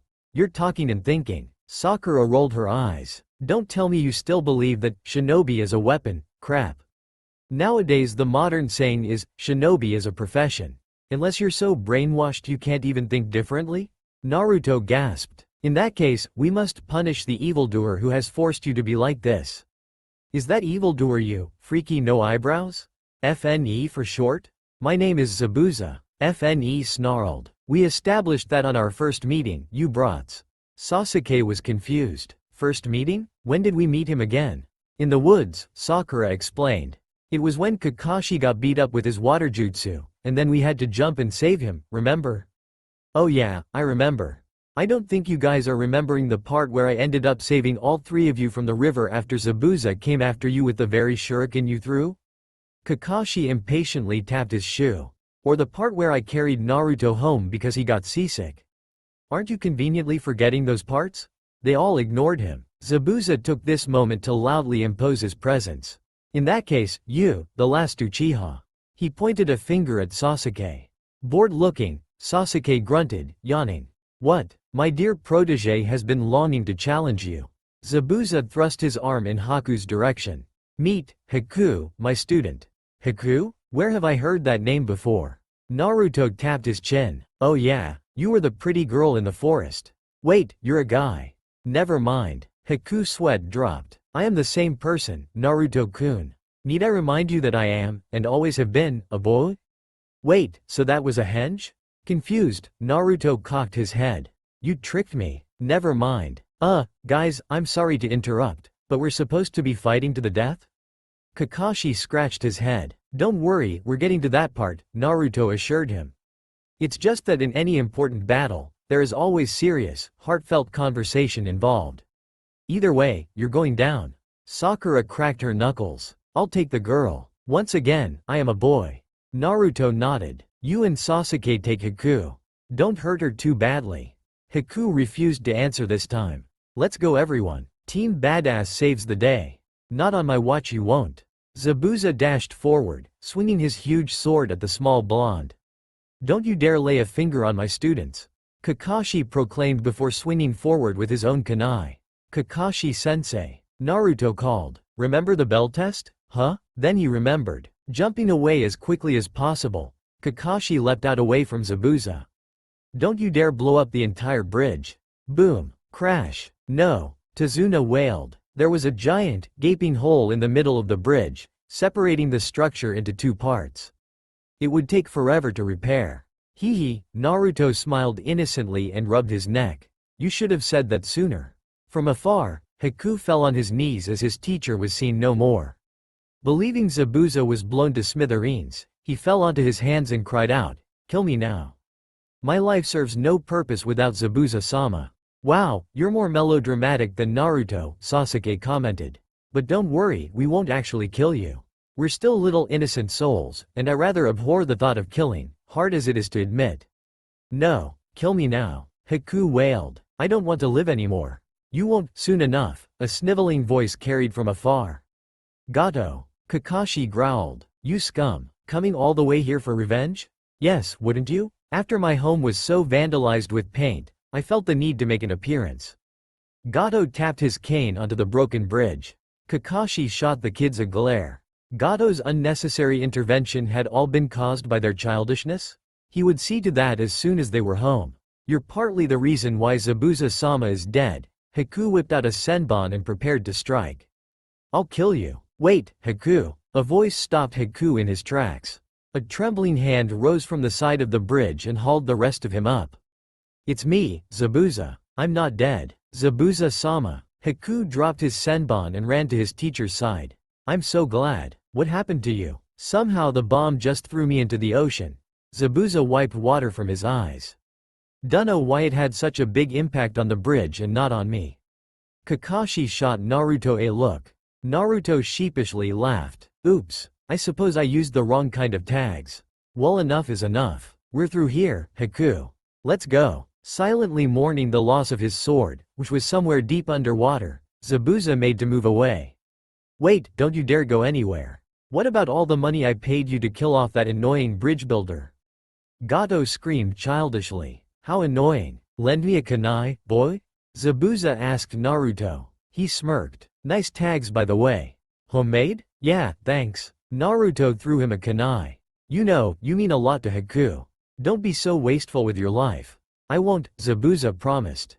Believe it or not, I actually care for this little runt. He affectionately rubbed Haku's head. Haku's eyes grew wide. Zabuza-sama? Let's go, Haku. No time to waste. H-high. And the rest is history. You let him escape, didn't you? Kakashi asked, as they were on their way back to Konoha. You didn't mess up the tags, you deliberately placed them so that he'd either leave on his own, or come back for Haku, solidifying their relationship. As if I could be that heroic, Naruto laughed it off. What makes you think that? Kakashi shrugged. Just after watching over you guys for 2 months, I'm coming to understand more about you now. And the Naruto I think I know would do something like that. After what I've seen you do with Inari, and the improvement in his attitude. And I think the rest of you were in on it. Though, it's a little unfair that I'm the only one left out of the plans. For better teamwork, let's not do that anymore, okay? We have to communicate more, and I know that I haven't been as receptive, but I'll work on it. You guys are talented, brilliant individuals, and I promise to make you the best. Good riddance, Sasuke crossed his arms. Now, are you going to teach us anything worth learning? Kakashi nodded. Before I forget, I'm sorry. I don't think I took the right approach to you three. And as a teacher that's unacceptable. What kind of approach? Sakura wanted to know. Kakashi smiled his U-shaped smile. Oh, you know, the usual, idiotic, boring brats kind of approach. But don't get me wrong, I totally see your perspective now. Che, just teach us something more interesting than tree climbing, Naruto grumbled. That was way too easy. All three of them aced it. Naruto, recalling his tortoise training to master the Bunshin no Jutsu, made it to the top in 3 tries. Sakura in 1, Sasuke in also 3. Yeah, well, I'll make sure to get around to it pretty soon. Kakashi assured them. This time you can trust me. After all, the Chuunin exams are rolling around. We better hurry up, or we're going to be late for the registrations. To his immense pleasure, all 3 of them stopped in their tracks and looked up at him with shining eyes. Chuunin exams? Awe was written all over their faces. Really? Really? He grinned under the mask. And as talented as you 3 all are, there's still room for improvement. He turned serious. Be up for some serious training. 'Cause I expect genin of your caliber to all pass on your first try. Got it? Yeah, they hooted and jumped up and down in glee. Sasuke and Naruto looked especially thrilled. Does this mean we won't have to do D ranks anymore? If we pass, I mean, Sasuke asked. Yup, yes, Naruto hollered. Alright, Team Badass, Chuunin exams, here we come. Sorry I'm late, Kakashi not so elegantly burst into the meeting room. Under the dim light, several Chuunin stared back at him with defeated wryness. I have a legit excuse this time. My team and I were on a C rank turned A rank mission and we just returned. I'm serious. Mumblings burst from the ninja at the sound of a genin team taking on an A- rank. Sarutobi just puffed on his pipe, already knowing the truth from several of his Anbu squads. I'll take your mission report later, Kakashi. Surely you know what this meeting is for? Yes. Why do you think I rushed? True, that is unlike you, my dear rival. Guy boomed forth. You look most becoming with your new team. I too, have pumped my own sweet darling students full of the power of youth. Did you say something? Jia, Kakashi, why are you so hip? Anyway, let's move on to the actual topic. Sarutobi coughed, and the Chuunin snapped to attention. Anyone from the rookie squads willing to nominate? Kakashi put his book down. This was what he was here for. I nominate Team 7, consisting of Uzumaki Naruto, Haruno Sakura, and Uchiha Sasuke. Under the name of Hikate Kakashi, I swear that they are ready for the Chuunin exam. Oh, we're also called Team Badass, by the way. Not to back down, the other 2 genin leaders nominated their own teams. Whispers broke out across the dim room. The Hokage's eyebrows shot up to his hat and disappeared there. Rookie squads entering the Chuunin exams? This was the first in 6 years. On cue, Guy and Iruka stepped forth, not happy with how things were going. Now wait a minute, Kakashi. Sorry, no can do, Kakashi I smiled. He whisked his book into his pouch with a swish, and turned with a friendly grin to the smirking Hokage. Mind if I? Yes, go away. Sarutobi sucked on his pipe. The little hellions are probably near drowning you with training requests anyway. Iruka looked appalled. But Hokage-sama, you can't possibly allow these kids to enter the Chuunin exam.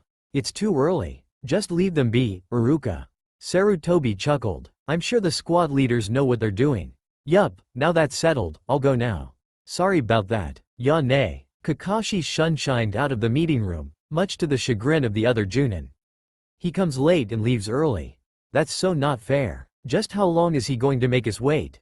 Naruto complained. We've been waiting at this bridge for ages. Can someone please tell me why we agreed to an impromptu training session as soon as we're back from a freaking 2-month-long mission? I want a shower, and some ramen. And some steak. Can we just ditch Kakashi and go get some quality food? I heard that. Kakashi popped out of nowhere. I'm kind of sad, really. I just came straight from the meeting. I nominated you all for the Chuunin exams. He held out 3 slips of paper. Though, not all of you have to sign up. The Chuunin exams will be hard. You can choose to wait. But, he grinned an evil smile. If you don't sign up, I'll stick you with D ranks for the rest of the year.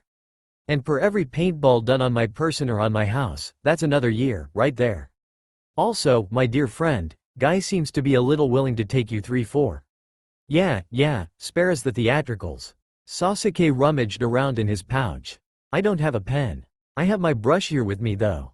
Is that okay? It better be okay. I already signed it. Naruto happily held up his own slip, already wet with ink. Sakura TSKED. This is a legal document. Don't be so hasty, Naruto. She then took out her own brush and signed it. It's the only thing we have though. Kakashi watched them bicker over their signatures, then sighed. Grabbing the scruff of their clothes, earning a hey from each, he shunshined out of the area and dropped them into the nearest pool of water. Naruto, Sasuke, Sakura screamed when the cold water rushed inside their clothes and foamed inside their mouth. Spluttering and shivering, they burst from under the surface. What are you doing? Sasuke did his best to look mean with his teeth chattering. His spiky hair was plastered to his head, making his eyes look big and innocent. Kakashi never saw the little Uchiha so cute. Sakura was red in the face. I'll kill you for this. She stuck out her middle finger at Kakashi, who merely threw his head back and laughed triumphantly. Naruto picked his pouch off his hip with trembling fingers and howled at his messed up supply of paper, ink, and seals. Fuck you, Kakashi. Kakashi chuckled darkly. It was time to get them all back. Now that their supplies of paint and traps were ruined, they had no other means to best him. Such a glorious plan. Kakashi smirked down at the little devils he was assigned to. Is the water cold, my little angels? Damn right. Sakura huffed and shook her fist at him, wading towards the edge of the rushing water. She stepped onto the bank, then screamed as Kakashi took the liberty to push her back into the deep, icy water. Bastard. Naruto and Sasuke stopped short of the bank, wary. Kakashi smiled at them, his eye turning to an upside-down U. First training lesson, walking on water. For as long as it takes for the 3 of you to get it, I will be shooting my Suiryuden no Jutsu at you.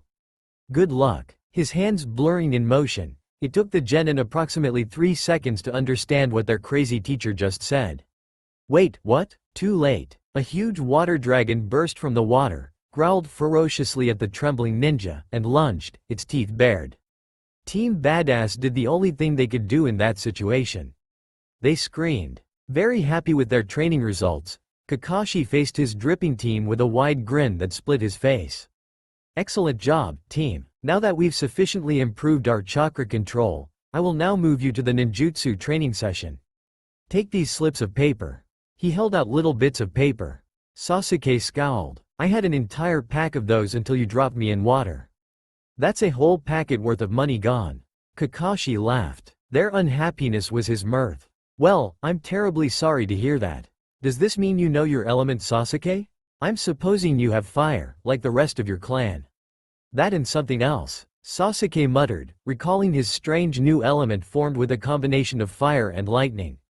He'd been testing it out secretly during the mission to Wave. Did you say something? Kakashi handed the paper out to an eager Naruto and Sakura, who never had the chance to test themselves.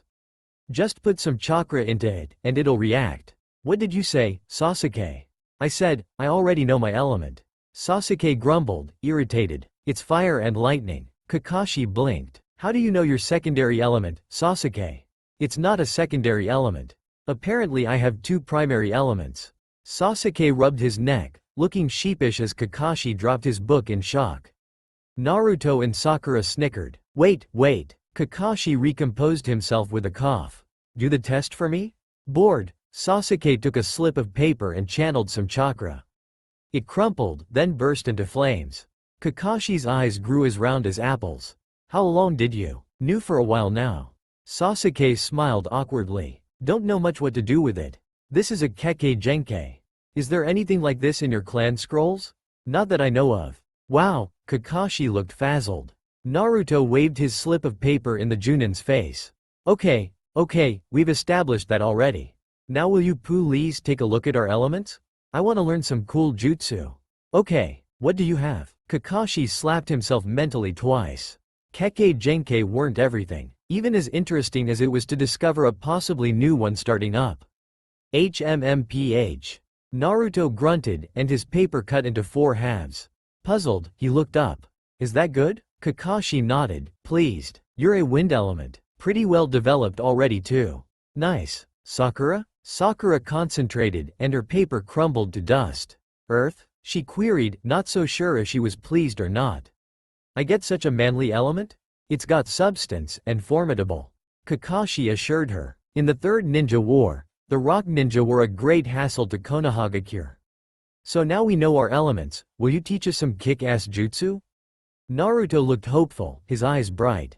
We can't exactly be badass without some badass moves, you know. I thought you guys were already badass? Kakashi teased. Don't worry, we already are, Sakura growled. Don't think I forgot about what you did to me back at the pool. Whoa, remember the 1 paintball equals 1 year rule? Kakashi put up his hands in a placating gesture. Now that we have each of your elements, let's start some ninjutsu training. Anything else you guys want to tell me? Ooh, me. Naruto jumped up and down with his hands. I have sensor abilities. Isn't that cool? Kakashi's eyebrows went up. A sensor? Those were more common in Kiri and Kumo, not in Konoha. Either way, it was a terrific asset. Pretty much no one would be able to sneak up on them. That's great, Naruto. We'll do some training on that later. Okay, then, we're all going under element manipulation training. Naruto, go get a leaf. Sasuke, we're water walking.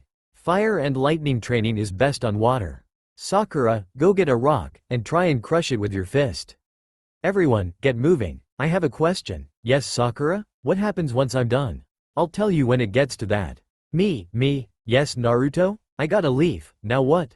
Put it in between your palms like this, and try to cut it in half with only your chakra. Kakashi brought his hands together to demonstrate. Got it? Yes, sir. Kakashi. Yes, Sasuke? I'm hungry. Naruto made a face. I'm hungry too. Can we train later? Kakashi wasn't fazed. You can eat after we're done training. I'm hungry. Sakura sat down and rubbed her stomach. Can't we eat first? Life as a shinobi will always be hungry and tiring. Kakashi said shortly. It won't be fully of glory. Get over it. But the whole point is, we used up a lot of chakra earlier trying to water walk. Can't we eat? Naruto made a puppy face. No. Now get moving, all of you. Chuunin exams start tomorrow. Which is exactly why we should be resting, Sasuke grumbled. I thought you guys wanted to train. Kakashi was slowly losing his patience. Wasn't this the entire reason why you were so into pranking me earlier in the year? Because I wasn't training you enough? What the hell? Get off your asses and get to work. Mumbling under their breath, the 3 genin got to their feet and started on their individual exercises. Kakashi followed Sasuke onto the water.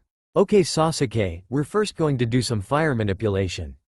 Once I get a good measure of how experienced you are in that area, we can move on to lightning. Sound good? Sasuke nodded. At Kakashi's beckoning, he moved to perform all the fire ninjutsu he knew. From ashore, Naruto concentrated on slicing his leaf, and Sakura was focusing on her rock. For a while, everything was quiet. Kakashi relaxed. For once, they were silent and working. Good Sasuke. I think you're pretty well practiced on the fire part. Let's move on to lightning. Now, lightning is controlled through lapses in mental energy from the brain to each of the nerves. Growl. I'm hungry. Naruto complained. Naruto, if you're really focused on your leaf, you wouldn't even feel the hunger. Try again. Trying to keep the ire out of his voice, Kakashi turned back to Sasuke. As I was saying, I'm still hungry. Naruto, can I eat? Sakura's hopeful voice sounded from her area in the riverbank. I crushed my rock. It really wasn't all that hard. She threw some of the gravel in her hand into the water. Kakashi rubbed his forehead. You can eat if you can get Naruto to cooperate. As soon as everyone makes sufficient progress, we will eat. That shut them up. For a while. 5 minutes later, this time it was Sasuke who broke the tense silence. I'm hungry. Kakashi wanted to break something. It was with extreme self-control he replied, fine. Go eat. In 2 hours, Team Badass was back at the same training ground. There's no way you'll all finish elemental manipulation anytime soon. Something like that takes years of training.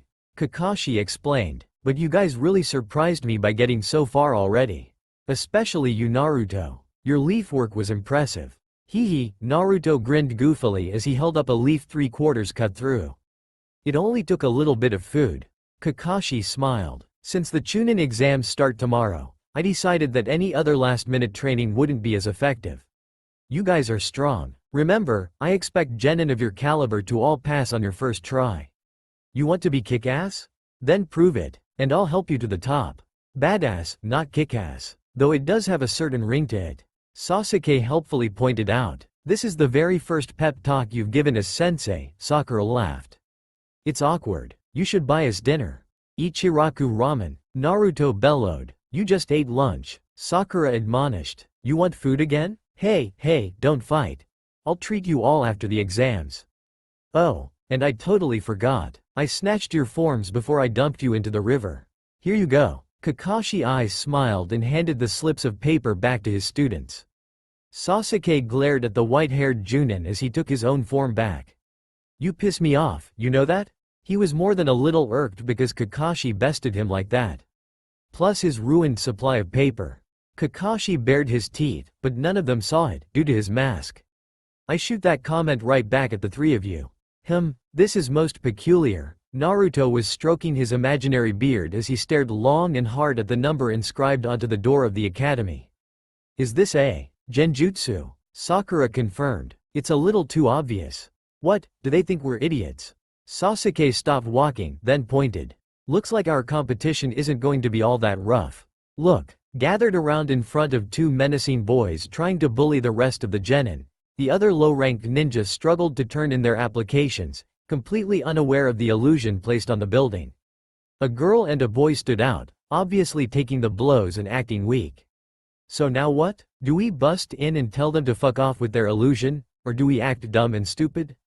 Naruto tapped his chin as he turned to his friends thoughtfully. I say we stick with the traditional ways of shinobi, quiet, deceptive. Sasuke's eyes gleamed. Then again, we're not most shinobi. There's no way we can go to the 3rd floor without getting the people who set this up to remove the illusion themselves anyway. Sakura cracked her knuckles. Naruto cackled. So, the normal, Team Badass, mode of entrance? His teammates smiled a predatory smile. Let's get to it. Shifting into a line, Team Badass each reached into their pouches with practiced ease, then hurled hundreds of tiny paintballs at the group of genin. Once everyone was distracted and the two bullies lost grip on their genjutsu, the team speedily made their way to the 3rd floor and turned in their forms. Naruto laughed loud and clear. Take that, suckers. That was indeed a most impressive display. An unfamiliar voice rang out behind them. Naruto, Sasuke and Sakura turned around, curious. Who are you? Sasuke asked. Clad head to toe in green, the shiny bowl-cut hairstyle glinted off the fluorescent lights. Dark bushy eyebrows twitched, but what blinded them most was his sparkling white teeth. My name? I am Rock Lee, and I challenge you, last Uchiha, for this lovely lady's hand. The two boys face planted. Who's the lovely lady in our team? Naruto whispered to Sasuke. I dunno. Sasuke whispered back. It's not Sa. A chill crawled up their spine. You motherfuckers, Sakura forcibly choked out a hysterical laugh. With a hand, she grabbed hard onto their hair and pulled, earning a sharp cry from her male teammates. This, Rock Lee, watched her with rapt awe. Oh, my sweet lovely lady. You are indeed the most beautiful woman I've ever met. Will you go out with me? I promise to protect you with my life. No. Naruto felt for the weird green kid. He wrestled out of Sakura's grip and rushed to the poor deluded boy's side. Lee, right? Let me give you a piece of advice. Sakura is not someone you want to go after. Why not? She's an absolute angel. Lee sent Sakura an air kiss. She avidly dodged, Sasuke coming free from her grasp. Sasuke too bounded for Lee's side. He draped an arm around Lee's shoulders. Lee, listen to me. Sakura doesn't need protection nor does she want any. Besides, he dropped to a conspiratory whisper. You don't want to go after her. Listen to me and Naruto. I still want to fight you. Okay, we can fight during the exams. But not now. Sakura is not in a good mood, and when she isn't she's rather, violent? That just adds to her charm. Rock Lee shot Sasuke another sparkly smile. But I shall heed your words. I will see you in the testing room then. Sasuke and Naruto couldn't answer, as in that moment, Sakura took her opportunity to drive her fist into their faces. Pummeling them into a nearby and unfortunate wall, she eventually peeled them off the wood and dragged them across the floor by the scruff of their clothes. She smiled a sweet, delicate smile to Lee. Lee-san? Thank you. I'll think about it, okay? Let's do our best in this exam. Lee flushed a brilliant red. This girl was absolutely beautiful. Yes, my dear Sakura-san. When they entered the testing room, many paint-splattered genin were blowing off steam by beating the daylights out of each other. Sakura blinked at the mayhem. Look, Naruto, Sasuke. The idiots are decreasing competition for us. How convenient. Sasuke picked himself off the floor and dusted his clothes. I think some of my teeth are loose. Naruto spotted their fellow rookies off to the corner and pointed, jumping to his feet. Look, it's Shikamaru and the others. They're all here. Too bad he's smart enough to keep his team out of the fray, Sasuke commented apathetically. It would have been nice if he was down this early in the game. Ooh, nervous, Sasuke? What happened to the Uchiha genius? Naruto taunted. Sasuke shrugged. Just stating the truth. Besides, you and Sakura are just as good as I am. I wonder when they're gonna stop fighting? Sakura walked around the bustle and sat in a corner.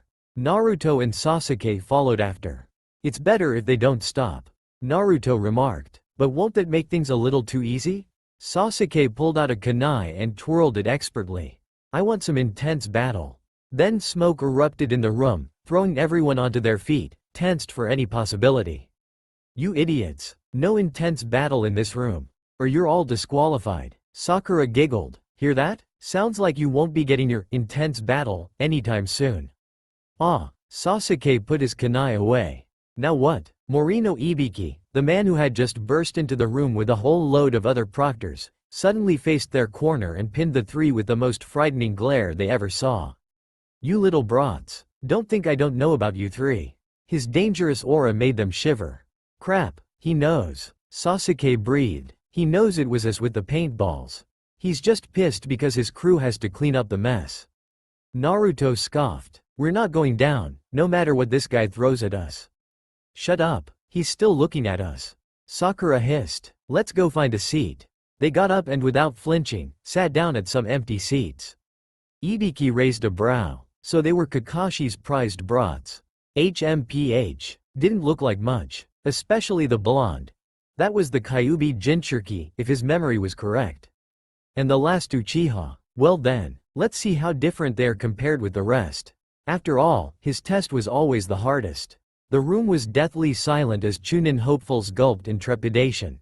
Morino Ibiki fixed his grim stare on each of the genin. Knowing that his intimidating presence alone was helping to up the emotional battlefield, he smirked, revealing some white pointed teeth. The creepiness of it made some poor genin nearly wet themselves. Bored and impossibly annoyed by the constant slight hiccuping coming from his right side, Naruto clucked his tongue against the roof of his mouth, making nervous people jump at the sound. Ibiki narrowed his eyes at the aforementioned blonde. Stop that clucking, otherwise I'll have you removed from the room and disqualified from the exams. Naruto lazily shifted his eyes over to the scarred man, raised two eyebrows, then stopped clucking. Ibiki relaxed a bit. Maybe he was getting rusty. It wasn't like the norm for three, not only one but three individuals to be so utterly comfortable in his test. Still, it looked like he still had his savvy. The blonde listened to him after all. Burp. Ibiki's eyebrows twitched in annoyance. Naruto simply yawned and stretched. Then he patted his stomach good-naturedly. I think I had too much lunch. Some genin snickered, Naruto's teammates included. Feeling the tension in the room starting to drain away, Ibiki roared, silence. Now that you have picked out your numbers and are now sitting in your seats, I will now explain the rules. Everyone gets 10 points from the start of this exams. If you cheat, that's a minus of 2 points every time you're caught. For every question you get wrong, that's another minus 1 point. If you get all 10 points taken away, then you're kicked out of the game. If any one of your teammates are kicked out, then the rest of your team is also disqualified. Understand? There was a chorus of discontent from the examinees. Ibiki chuckled, then carried on. The 10th question will be given out 10 minutes before the time is up. You get an hour, got that? Wait a minute. A blonde girl with a Sanagakure headband stood up. Why is only the 10th question given after almost everything is over? It's the most important question. That's all I will say. Now sit down. The blonde girl shot the proctor a hateful glare as she reluctantly sat down. The other proctors passed out the exam papers and Ibiki started the clock. Start. Let's do our best, Naruto-kun. Hinata, red with her effort to speak to Naruto, stammered out. Naruto paused, then looked to his right. Huh? Hinata? What are you doing right next to me? Oh yeah, forgot. You got this seat. Stop talking or that's a minus 10 points right there. Irritated, Ibiki yelled wrathfully. From under the desk, Sakura gave Naruto the middle finger, telling him to shut up. Naruto easily complied, not wanting to jeopardize their exam. He flipped the paper over and gave it a look. First question, cryptography? Skip. Second question, skip. Third question, skip. Fourth question. From a few seats back, Sasuke wasn't faring so well either. I don't know the answer to any of these. Pretty much screaming at us to cheat, isn't it? On the other hand, Sakura was having the time of her life. She sped through the codes, decoding them with the finesse of a master cryptanalyst. She flew over the trigonometry questions, dived and somersaulted over the stealth questions, and with pride, copied down every single rules of the shinobi code she had memorized by heart. From afar, one Yamanaka Ino was plotting her espionage with an evil grin on her face. She carefully made the hand signs, then stole into Sakura's mind with a flourish. She copied all the answers and came back to her body. Sakura dizzily woke up, not too sure of what happened. Sasuke carefully looked around for a person who was writing non-stop. If this test was designed to make people cheat, then there must be a few people here that already know the answer. Come on. Which one are you? There, he found him. But how to cheat? If only he had his Sharingan. A pang of regret and anger shot through him, but he shook his head and cleared his mind. It wasn't time to wallow in such things. He sighed, then looked up, then blinked in surprise.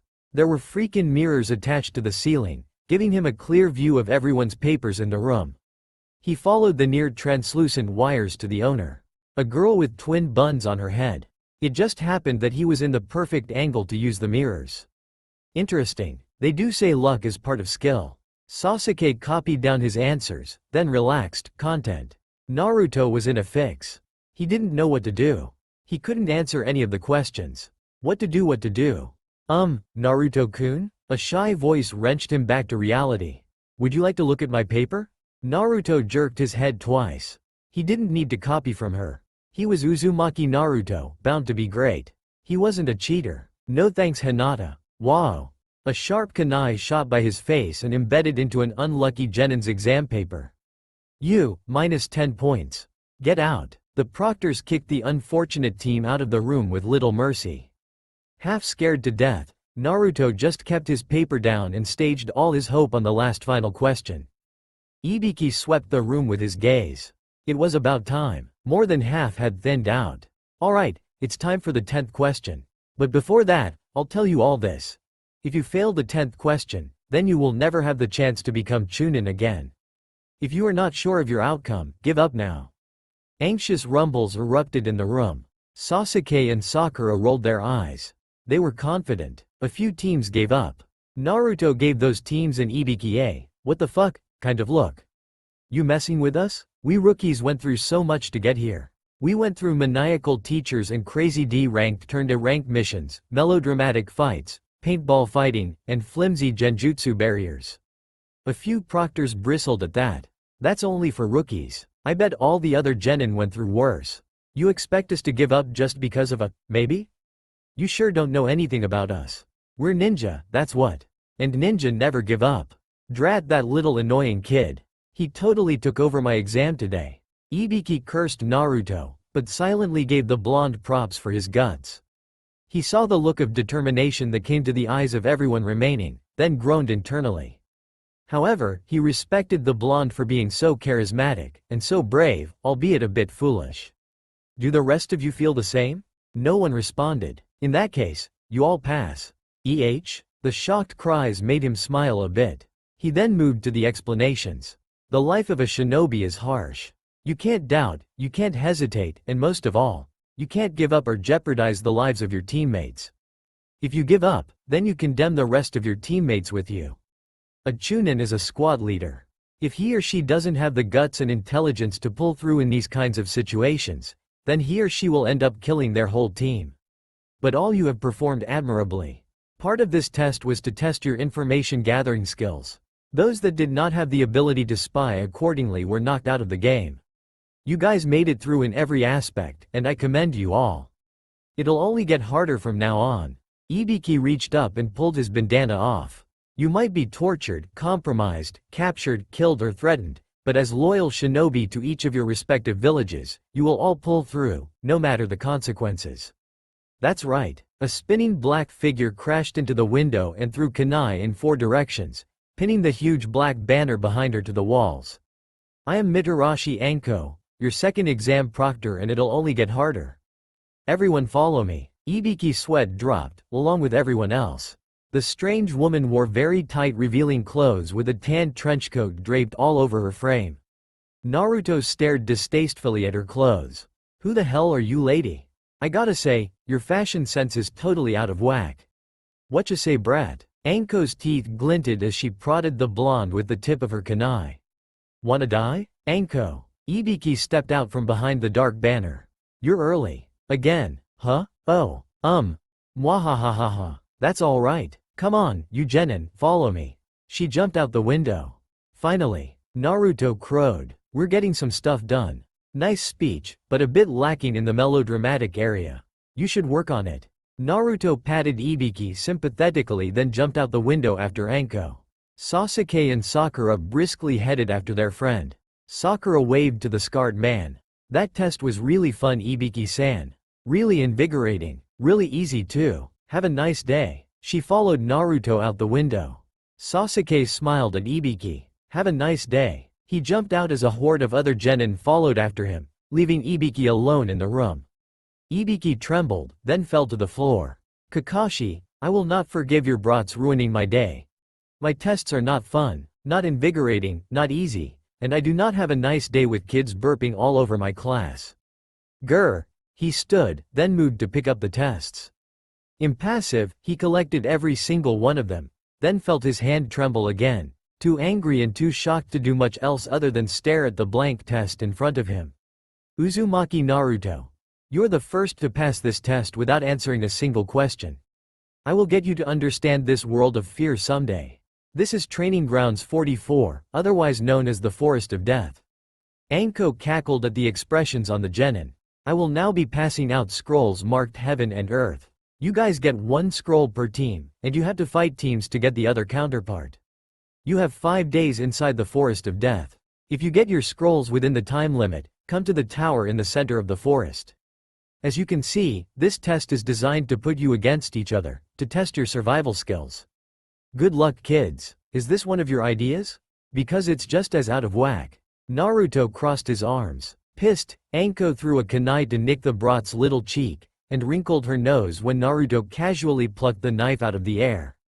Better try harder. He threw the kunai to his feet, daring her with his eyes to bend down and pick it up. Anko glared at Naruto, internally debating whether or not condescend and pretty much bow to the blonde while picking her kunai up, or just leave it there. Or pound the little kid to the ground. But before anything, a long tongue snaked out and pulled her kunai free from the grass. Here, a raspy voice called from behind. I got your kunai, Miss Proctor. Why thank you. She took the kunai from the strange KUSA ninja with the long tongue. A little grossed out but otherwise happy that she didn't have to pick it up. Anyways, let's get back to the exam. But what about our food supply? Choji cried, holding his last bag of potato chips. I don't want to starve. Idiot, there's plenty of food in the forest. You just have to watch out for the giant insects. Anko brushed off, a bit irritated. Choji and Ino looked appalled. Insects? Extra large bugs? Kaya. No. Ino shrilly ran into Shikamaru's arms. Shikamaru, I don't want to go in there. It's too troublesome. Let's quit. We can't quit lazy butt. Come on. Ino shook her fist at her teammates. Shikamaru sighed. Women are so troublesome. They want one thing but then want another, then get all bitchy because they can't get both. I agree. Sasuke reached out and put a hand on Shikamaru's shoulder. You and I really match with the brainwaves. I like you. You better not be talking about me. Sakura yelled, a bit irked. You should always say good things about your teammate. Especially to other friends. Sasuke motioned a meaningful eyebrow toward Sakura. See what I mean? Totally. How troublesome. You little brats, send a representative to get in line and get a scroll. Anko pointed to the erected tent around the stand. A few minutes later, Sasuke and his teammates gathered around in a circle far away from the other teams. Alright, Sasuke said breathlessly. He discreetly pulled out a heaven scroll from his pouch. Leaning in close, he said, I suppose we're going after the teams with an earth scroll then. An earth scroll? Something like this? Sakura pulled out an earth scroll. Naruto and Sasuke gawked and stared. Where in nine hells did you get that? Naruto blurted out. I can't believe you. Sakura smiled a devious smile. Well, let's just say they should have put up a barrier with proper seals than a flimsy tent. Sasuke gave her a thumbs up. You are the most violent, enigmatic, arrogant yet the most amazing, cool, quintessential person in the entire universe. I love you. Sakura blushed prettily. I don't think the word, quintessential, fits in this context, but I get your gist. Wow, this is great. Naruto ran up and hugged her. I'll sum it up. You're awesome, Sakura. So I guess this changes our plans then? Should we head straight for the tower? Sakura asked. Or, should we stay behind and thin the crowd out some? I thought they might find out that they're short on scrolls, so I made a duplicate complete with some of your concealment seal tags, Naruto, but they can still find out. Should we kill some time? Naruto turned to Sasuke, stroking his imaginary beard. I'd rather prefer to go straight to the end. It's cleaner and faster, and I bet they keep record of things like that, so if we busted every single record there, it'd be amazing. I really like the idea of wiping some competition out, but Naruto's right. We don't really know who we're facing anyway, so I say we conserve energy and prepare for the final exam. Instead of fighting, we can gather some information instead? Good idea. Gathering info on the teams we come across, right? Sakura nodded. Okay, that's great. Now, do we keep these scrolls together or separate? Separate. Naruto took the heaven scroll from Sasuke and slapped 3 concealment seals on it. It faded to a blank plain scroll, and any vestiges of chakra was effectively suppressed and undetectable. Carefully, Naruto pulled out his brush and a bottle of his custom-made ink, and drew a small but complicated storage seal on his skin, right on his bicep. I'll seal this to my own body. I think Sakura should take the other one. Okay. Sakura slid up her shirt. Put it on my stomach. I'll protect it best there. Ooh, this is nerve-wracking, Naruto said, staring at Sakura's toned stomach. Can you do it yourself? It's kind of weird to gawk at a girl's belly. After much scuffle, the scroll was stored safely. Oh brats? Anko called. Get ready. A team per entrance. On my whistle, 3, 2, 1. Scrambling, Team Badass set off like a bullet into the dark, ominous forest. What are we going to do? Choji nervously asked his teammates. We know we're not going to match nearly any of the teams. There's no guarantee we'll come across someone weak, either. We're doomed. I don't want to die. Shut up, Choji. We're not gonna die. We just have to do our best. Ino pumped her fist in the air, trying to bring up the mood. Come on, Shikamaru. We can do this. How? I say we catch someone alone, and see if they have the scroll. Crap, crap, crap. Shikamaru slapped his forehead. Hiding behind the bushes, the trio stared at the long-haired figure a few meters ahead of them. This was the best choice we could find? I don't think we can take him on, even with all 3 of us. Choji was scared. He wanted potato chips, and he wanted to get out of this mess. Why are you following me? Get out of that bush. An indifferent voice made them jolt. Neji peered into the thick foliage, waiting for the annoying rookies to reveal themselves. Stumbling, Team 10 jumped out of the bush. Oh my, if it isn't Neji-sama. Ino batted her eyelashes. She undid her hair. I wonder if his Neji-sama has some time for some poor old me? You are as seductive as a stinky mule, Neji told her. Go train some more before you think about ambushing me. He walked off. Ino fumed after the Hyuga. How dare he? I'll get him for this. Shikamaru scratched his head. How troublesome. They always say a woman's wrath is the most frightful thing. Yahoo! Kiba howled as he and his team soared through the trees. I bet we're the first to get to the tower. Our ploy with the jumping leeches was brilliant. Right, Shino? Yes. Ah man, you're too quiet. Kiba grumbled. Then Akamaru caught something. What's this smell? It reeks of fresh blood. Hinata, can you look what's up 2 o'clock, about a kilometer or so? Hinata did so, and gasped at the sight she saw, feeling a little faint. There's a team just up ahead. Absolutely massacring at least 10 others. At this, Shino and Kiba looked uneasy. Should we check it out? Kiba asked, unsure. Shino nodded. I think that would be wise. But we should take care not to draw any attention to ourselves. They stealthily approached the sickening smell of blood, until they were safe behind a bush, watching a horrifying scene where a red-haired boy from Suna literally crushed 3 aimed genin without batting an eyelash. Fuck, Kiba swore. Akamaru's whimpering. We better get out of here. Gaara, the black-clothed, painted genin protested. Stop, we don't need to kill anymore. It's unnecessary and frankly, a waste of our time. Gaara, please. Listen to your sister, okay? We're your siblings, right? The Sunaku no Ichi tried to reason with the redhead. But Gaara didn't seem to listen. He continued to squeeze chakra to his fist, glaring a promise of death to the bush in front of the leaf ninja. Team 8 subconsciously gulped in fear. Was this their end? Gaara, I got it. Gaara's cool voice broke them out of their shaking. Gaara was now calmly corking his gourd. Then, the 3 foreigners left, leaving the leaf ninja alone behind the bushes. Kiba clutched a whining Akamaru to his chest, too scared to speak. The killer intent he had felt was unimaginable. He nearly wet himself at the prospect of him being crushed like an ant like those poor aimed genin. Shino was quiet, and tugged on his teammate's sleeves. Let us go. There is no point in remaining here. We should now stick close and stay out of that team's way. Yeah, they were going to be wary now. Because that redhead was dangerous. More dangerous than anything any of them had come across. If they had thought this Chuunin exam was going to be a breeze, then they were just proven wrong. This Gaara was a surefire threat. Anko was enjoying the last batch of her famous Konoha leaf dango, aka 99 sticks of dango. Exactly enough sticks to fill her stomach nicely and to make a neat leaf pattern on a tree. Proctor Mitarashi. An urgent voice snapped her out of her reverie. What is it? The special Junin looked down from the little house tent they set up. What do you want? It better be something important. It is. I mean, the Chuunin fretted.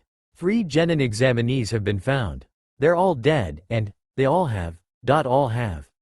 Dead? Anko wasn't too sure about where this was going. They signed the waiver, didn't they? Yes, but they died before they could sign the waiver. I don't think I follow you. Follow me. The Chuunin hurriedly led the proctor to the scene. When Anko saw the 3 corpses, she felt her stomach sink into the bottom of the earth. Oh, please no. A few other ninjas circling the bodies asked her, who could have done this? This is clearly murder. I know of only one person with this style of infiltration. Anko gritted her teeth. It's him. He's back. Warned the Hokage. Team Badass was quiet for once as they sped through the branches. They were almost to the tower, but there was this nagging premonition tugging at the nape of their skulls. Naruto put up a hand to stop them. Pausing on top of the branches, Sakura and Sasuke wondered why they were stopping. What's wrong, Naruto? Naruto's mouth was set into a grim line. Someone's following us. Sasuke and Sakura shared a look. Neither of them had felt anything. Are you sure? Dead sure. There's a person with extremely evil chakra coming straight towards us at 5 o'clock. Naruto pointed. He's underground though, like he's going to sneak up on us. Naruto put his fingers into a ram seal. Concentrating his inner mind's eye onto his surroundings, he felt for the strange chakra again. Definitely trying to sneak up. He's suppressing his chakra when he has a lot of it. And by lots, I mean like almost as much as me. What do we do? Run? Or wait and divert, or fight? Sasuke asked. Well, we're not that far from the tower. Sakura pointed out. We can run, but this person is running very fast. Naruto kept his eyes tightly closed. He's skilled. I don't think running's an option, guys. But if he's really that strong, then fighting's not an option either. Sakura bit her lip. I think our best shot is to try and divert him while we run for the tower. Cage Bunshin? Yeah, Formation 3, just like we practiced. Sasuke and Sakura put their hands up in an illusionary seal while Naruto formed his trademark Cage Bunshin seal. My, what's this?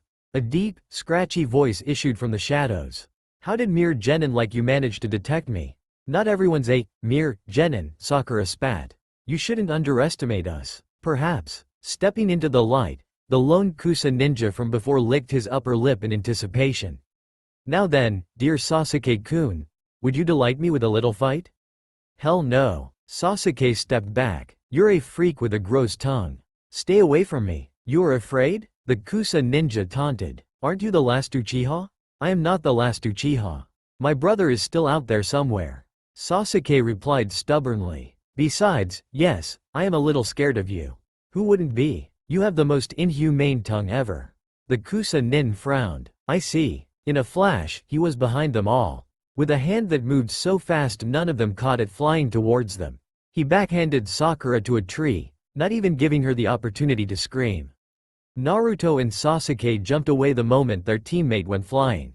Sakura, Naruto screamed. You! He reached and pulled out several of his exploding tags tied to kunai. With as much force as he could muster, he threw it at the lone foreigner. The grass nin dodged, but Sasuke was right behind him. Take this bastard. Sasuke stabbed the ninja in the back. But instead of bleeding and crying out in pain, the ninja simply puffed into a log. Naruto. Where is he? Naruto concentrated, then pointed to underneath the ground, 3 feet away. There. He's trying to sneak up on us again. The Kusa nin slowly rose from the ground. I see. How very rare. He chuckled and the others trembled in fear. Sakura pushed off the ground and wiped the blood from her lips. You're a censor. Such beings are not very common in fire. He reached up and touched the skin around his eyes. Knees weak, the genin readied themselves for his next attack, but what hit them was beyond any of their expectations. Fear. Unadulterated revulsion shook their core as they were enveloped with overwhelming killer intent, at least 10 times greater than the one they felt from Zabuza. Just by meeting his eyes, Naruto, Sasuke and Sakura were brought to their knees as they watched images of themselves being killed and slashed and gutted, the hallucination so real, everything feeling as if it were being done to themselves at that very moment. Sasuke balked, then threw up onto the ground. Sakura felt tears gathering in her eyes. She was so scared. The air was suffocating and she couldn't breathe. Naruto was frozen to his spot. He couldn't move. He couldn't think. He just knew he had to get away, but this fear was so deep and heavy he already felt despair and hopelessness setting in. It was impossible to get away. It was useless to try. But give up? He couldn't give up. That would be hypocritical, having proclaimed that giving up is the worst thing a ninja can do in any situation in just the previous exam. Damn it. Move. Sasuke clawed at his throat. The burning sensation of his stomach contents was nothing compared to what he was feeling now. Had this been minutes or hours? Or days? Or was he just deluded, and mere seconds had passed? Whatever it was, he had to move. He could dimly understand that their enemy was pointing 3 very sharp kunai at their foreheads, about to impale their brains to mush. No, he had to move. Move. He managed to pull out his own dagger and run it through his thigh. Focusing on the pain, he deflected the 3 kunai with his shuriken and made a run for it with Naruto and Sakura both on his arms. Orochimaru ripped his disguise off and licked his lips. Sasuke was very interesting. It seemed worth it to go after them. Panting, Sasuke was on all fours as he tried to regain his breath. Naruto and Sakura both were coughing and hacking. What the hell was that? It was like he immobilized us with just his ki. Are you alright, Sakura? Naruto wiped his face with his hands then turned to his battered teammate. She nodded. I'm fine. Just a little bruised. Thanks, Sasuke. If it weren't for you we'd never have made it out of there. Naruto shakily let out a breath. You saved us back there, dude. Thanks. Sasuke shook his head, trying to catch his words without sounding like he just ran a 100-meter sprint. It's what friends are supposed to do. How did you do that though? Move under his pressure? Naruto inquired, naturally curious. I didn't even see him throw the kunai at us. Sakura gently pushed some ebony locks away from Sasuke's sweating face and gave a little scream at what she saw. Sasuke, your eyes. Sasuke blinked. My eyes? Trembling, Sakura handed him a kunai. Naruto leaned forward and caught sight of Sasuke's face. He blew a low whistle. I gotta be thankful to your ancestors now, Sasuke. 'Cause they just saved us. Peering into the shining surface, Sasuke choked at what he saw. Blood-red irises with two tomos swirled almost lazily in the middle of his eyes. The Sharingan, he breathed. How? I thought it was almost impossible to have two bloodline limits. Sakura wasn't paying attention. She screamed, "Hubby!" Naruto cursed as he grabbed his friend and jumped out of the way just as the snake's huge jaws smashed the branch they had been standing on to splinters. I'm a freaking censor. How'd I not know this thing was coming? Sasuke just barely managed to get away. Well, you were quite shaken, Naruto-kun. The creepy voice was there again. Naruto chalked up then stood. He pointed to the long-haired ninja. Who the freak are you and how do you know our names? Why are you attacking us? I suppose it's time to introduce myself. Orochimaru stepped closer, revealing his true face. My name is Orochimaru. I am here for you, Sasuke-kun. He licked his lips and stared at Sasuke provocatively. Team Badass quaked at his identity. If you agree to come with me, then I'll spare your friends' little lives. As if. Sasuke didn't even hesitate. He gave Orochimaru a double middle finger. If I were still the same weak little lonely Uchiha, I might have considered your offer. Because my friends mean a lot to me. But you know what? My teammates and I already established long time ago that we're all better together, or not at all. Bring it on, Snake Freak. Orochimaru frowned. This wasn't going the way he planned it. Sasuke was way more liberal than he had intended things to be. This wasn't good. If he couldn't convince Sasuke to come with him freely, then his only other option would be to kidnap him, and that didn't suit his motives very well either. In that case, die. I don't think so. Naruto yelled. You may be the great Snake Chuunin, but we're going to be more legendary than you, so get used to it. Oh really? Faster than the speed of sound, Orochimaru was behind Sakura. She screamed, feeling Orochimaru's slimy touch on her neck. Orochimaru gripped her slender neck with his tongue, then punched her hard twice in the stomach. Naruto and Sasuke sprung to action. Making mass shadow clones, Naruto charged, hurling thousands of shuriken aimed directly at the Snake Chuunin. Sasuke threw ninja wire around Orochimaru's feet, tying him to the ground. Orochimaru laughed at their attempt. You forget that I'm holding a hostage. He twisted and put Sakura in line of fire. Naruto didn't flinch. Sakura puffed out of existence and the Chuunin stared at his empty hands for less than a second before Sasuke yanked hard on the wires and brought Orochimaru crashing to the ground in shock. Surprised, the Chuunin jumped, making a move to retreat a few steps when another hidden wire, looping around his ankle, brought him pummeling back to the forest floor. Not wasting his time, Sasuke sped through his hand seals. Kaden. Gokyaku no Jutsu. Gushing hot flame surrounded the Chuunin, its intensity growing to a near white-hot blaze, scorching everything in proximity. Orochimaru's eyes grew round. This level of control and manipulation was nearly that of the third Hokage's fire jutsu. Was Sasuke so talented that he was able to manipulate his fire element so well? Or was it something else? Not finished yet, Naruto appeared from above. Reaching for his special exploding tags, he attached them to kunai and flung hundreds of them at the Chuunin. Die. Hands in one seal, he detonated all his tags, creating a massive explosion and a shockwave that eventually quelled all the flames. Naruto landed near Sasuke. Sakura massaged her neck, brushing off the soot from her clothes. I hate that everyone always seemed to underestimate the girl. Why me? Sorry about that. Did we get him? Sasuke urgently asked. Naruto focused, then cursed. No, it's pretty much impossible for us to take on a Chuunin alone. Best make a run for it now. I don't think so. Orochimaru stood from the ashes, completely unharmed. Doden. Bunshin comes in very handy in these kinds of situations. I can teach it to you, Sasuke-kun, if you come with me? Don't you want power to avenge your clan? Bullshit. I don't have an earth element. Besides, I want to find my brother and ask why he did everything, not blindly rush into revenge. What am I, a little pansy so coddled by the village that I think I have a right to go off being melodramatic when everyone else is busy doing their duty to the village? Sasuke scoffed. The explanation can be applied to you, though. You did leave your village after all. I am not a pansy that was coddled by the village. Orochimaru said heatedly, for once breaking his cool. Just because I was the favorite of the third and defected right after I didn't get my aspired Hokage position doesn't mean I was being a sore loser or anything. Naruto taunted. Did ya hear that, Sasuke? He was being a sore loser. We never said anything about being a sore loser, we just said he was being melodramatic, which isn't necessarily a bad thing. Orochimaru blinked. It isn't? I thought you were implying that it was. Actually, we all try to be melodramatic ourselves, Sakura helpfully put in her input. You see, the reason why you failed to become Hokage is because you were simply too boring. You needed more drama in your life. Maybe then you might have stuck to the village and done your job with passion.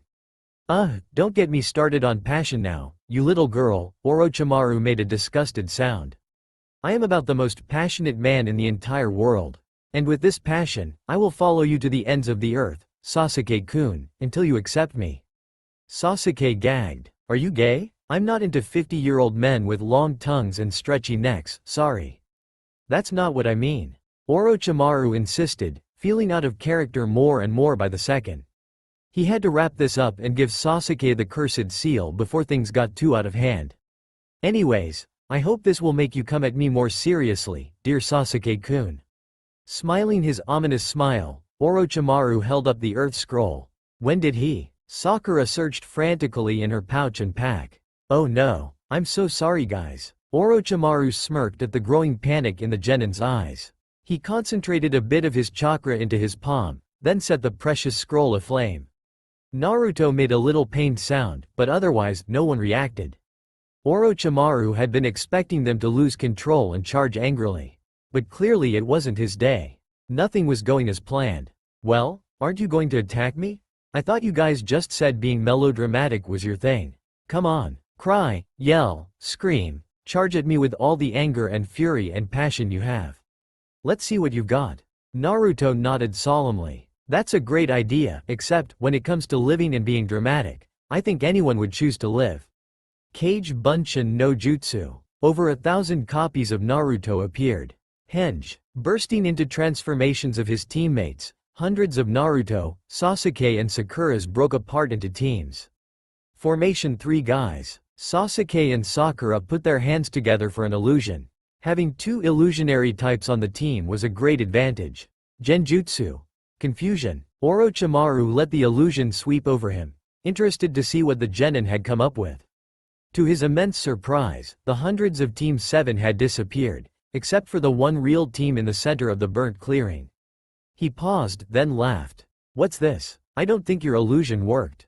He charged straight for the group in the center, only faltering when the three genin smirked, then peeled away from the second group of Team 7, which, to the Sanin's best knowledge, had not been in existence when he charged at them.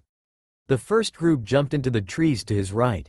Orochimaru halted in his run, unsure of what to do. Go after them? Or stay here? He refocused his gaze onto the second group standing there. Then, they peeled off the third group, and ran for his left. Then the third group peeled off the fourth, and ran straight north.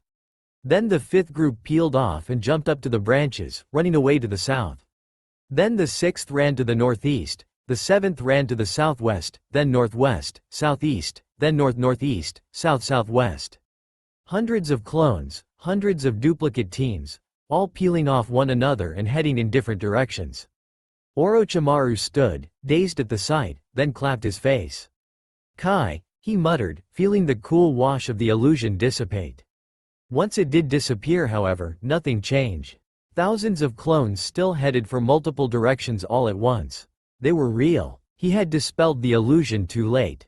He inwardly admired their ploy. Their tactic had left him befuddled and confused. He had convinced himself what was reality and what was illusion, despite the fact that it had happened less than 2 seconds ago, just because he saw it so. Such illusion targeting the eyes, and combining it with real clones, was a terrifying combo. So what now? He knew he couldn't make all those clones to chase after each and every team. He had failed. His chance to taint Sasuke with his curse seal was gone, but there would be another. Either way, the Kyuubi brat and his teammates had been very interesting. He would track them down later.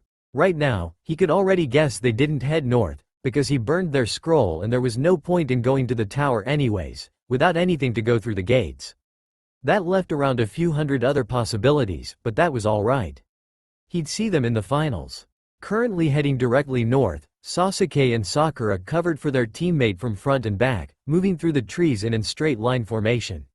"How is it, Naruto?" Sakura asked, worried. "Did we get away?" Naruto's brows furrowed in deep concentration, then smoothed out.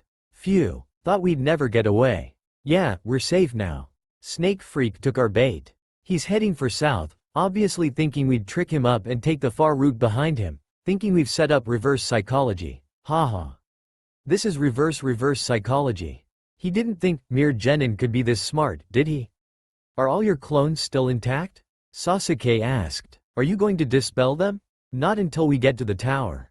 He's still chasing a few clone teams with clones of his own. We're getting farther and farther away though, which is good." Naruto grinned. "Great acting back there, guys. He probably thought we were going to go opposite from the tower, since we have no scroll." Sakura tossed her head back, smiling proudly. "Why thank you, Naruto. I know I was awesome." She tapped the expanse of smooth skin on the side of her stomach, and a scroll poofed into existence. It was a good idea to make some copies and keep them in our packs, to fool our opponents. "I guess I won't be needing this now." Sasuke pulled out his fake heaven scroll. "I think I'll throw it down there, to make some hopeful genin think they're lucky." He threw it down to the ground, where it landed with a soft plop. Naruto laughed. "You're impossible, Sasuke. That's so mean. Planting false hope, huh?" Sasuke smirked. "I try." He then gestured to his torn-up thigh. "I think we should hurry up.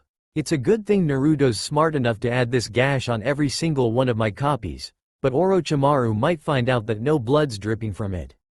True. Naruto and Sakura agreed, and with Naruto still keeping a watch on any chakra signals, the three quickened their pace toward the tower. A few moments later, after traveling in silence, Naruto felt a terrible headache crawl up his skull from the nape of his neck. Feeling dizzy, he tried to steady himself, but lost purchase on the wood branches, wavered, and fell 20 feet down to the hard cold ground. Sakura and Sasuke stopped mid-jump, shocked. They rushed to Naruto's side. "Naruto, what's wrong?" Sakura frantically searched Naruto's face. Naruto's blue eyes were closed, unconscious. Sasuke felt for Naruto's pulse. It was steady and strong, but slightly erratic. "He's just out cold, but I don't know why." "Ah, damn it, what's going on?" "I don't know, but we should just speed up our pace and hurry to the tower before anything." Sakura gathered Naruto up and leaned him against her shoulders. "We're practically blind without Naruto. Keep your senses up and alert. Come on, Sasuke." They jumped back into the trees and pumped more chakra into their feet, doubling their pace.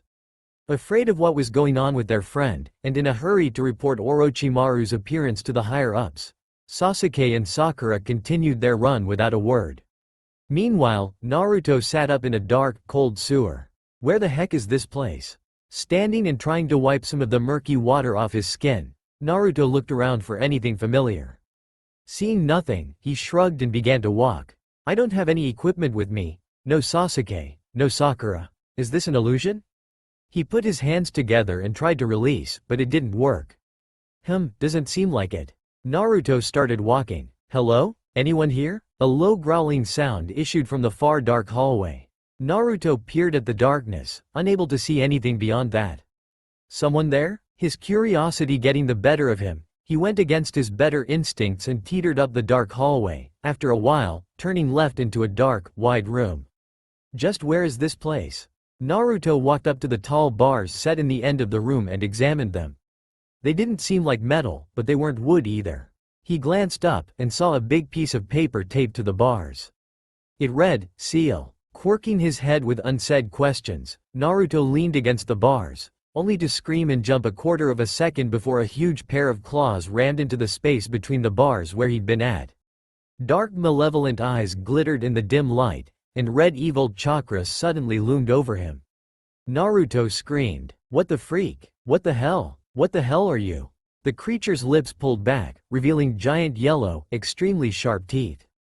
Hello Naruto. I am Kyuubi. We meet at last. The genin of Team Badass were insanely bored. They had done 2 missions that day, yet they still had over half the day left and nothing to do. Sakura had suggested they go catch some sweets, but was reminded that wasn't Sasuke's favorite food. Sasuke wanted to train, and almost did so, if he'd not been pulled back by Naruto, who just had an epiphany of what they could do. "I've got it, you guys," he whispered secretively as they huddled together. "You don't have to whisper, Naruto," Sakura said. "No one's around, you baka." "Meh, whatever," he retorted. "I've got the best idea ever." He giggled in excitement. Team Badass had decided to do the impossible. Steal Kakashi's Make Out Paradise book. Sasuke reluctantly agreed after Naruto told him it would be a challenge to his skills as a ninja. Sakura reluctantly said yes, although inside she was itching for a chance to see why the pervy book interested their sensei so much. So, they set out to get into Kakashi's hut and make off with the novels. An hour later, they split up. One was to distract Kakashi away from his house, one was to break into the place, and one was to sneak in and snatch the books. Sakura said she would distract the man. She would get to put her plan of getting some sweets into action after all. Sasuke would sneak in and grab the books after Naruto found a way to get the door unlocked. Naruto was to stand guard in case Kakashi were to come back and Sakura's distraction failed. After going over it thoroughly, they traveled to Kakashi's house. Sasuke and Naruto snuck up onto the roof and hid while Sakura knocked on the door. Kakashi opened it, surprised. "Sakura? Did you need something?" He scratched the back of his neck nervously. "Oh, hi Kakashi-sensei. I was hoping you liked to." She faked a blush to get his attention. "Get some sweets?" Well, I don't think I should."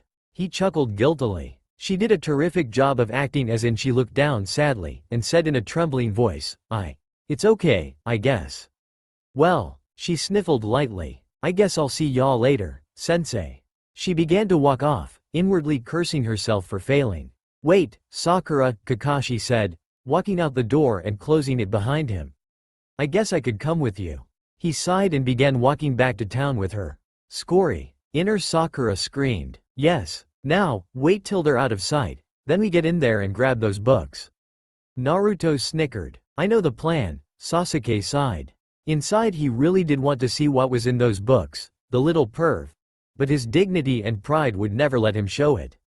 Soon the silver-haired man and his student disappeared down the road, and that being done, Naruto slid down the pipe and onto the ground. He dusted himself off, and Sasuke leapt nimbly from the roof, landing on his feet beside Naruto. "Naruto," Sasuke said, "you brought lock-picking tools, right?" The blonde chuckled nervously. "I kinda got caught up in the moment and forgot them at home." "Baka." Sasuke smacked the back of Naruto's head, sending the boy to the ground. "How the hell are we supposed to get in without lock-picking tools?" The blonde mumbled something, but Sasuke didn't catch it, as Naruto's face was in the dirt. "Get up," Sasuke snapped, getting Naruto off the ground. "OWW." The boy in orange mumbled, rubbing his head. "I said, we could use kunai." He scowled. Sasuke smirked. "Naruto, that could work." "So, sensei, where do you want to go? Ichiraku's? Or, how about to the rice ball shop? Maybe to catch some tea?" Sakura bombarded her partner with questions. "Oh, I don't know, Sakura." He groaned. "Oh," she mumbled. "I'm sorry." Her arm slithered away from its position looped in his. He sighed again. "I really should be getting back to my book." "Okay then," she smiled. "Let's go to the sweets shop." She dragged him to the cafe. "It didn't work, you baka head." Sasuke growled. He was showing more agitation and emotion than he ever had in all the time he'd know the team. "OWW, Sasuke." Naruto whined. Sasuke had thrown the blunt end of the kunai and it hit the boy in the head. "Hey," Sasuke smirked, folding his arms over his chest. "Didn't figure it would, though." "Right, and you love tomatoes." Naruto scoffed. "I do love tomatoes, Naruto." Sasuke shook his head. "Dobi, Sasuke teme," Naruto argued. "Oh, shut up Naruto. Stop whining so we can get outta here before Kakashi gets back." Sasuke grouched. He took a shuriken out of his pocket and began to try to pick the lock with it. The door slid open after a couple of tries. Sasuke smirked. Oh, you're such a genius, Naruto said sarcastically. Shut up, Naruto, and stand watch. They'd went through 2 bowls of sweet balls and a stick of cinnamon rolls. Sakura'd gotten a bag of hard candy and was munching on it. Can I go back now? Kakashi groaned. Sakura interjected quickly, ooh. Look at those figurines. She dragged him over to a shop. I hope I'm buying the boys enough time, Sakura thought nervously.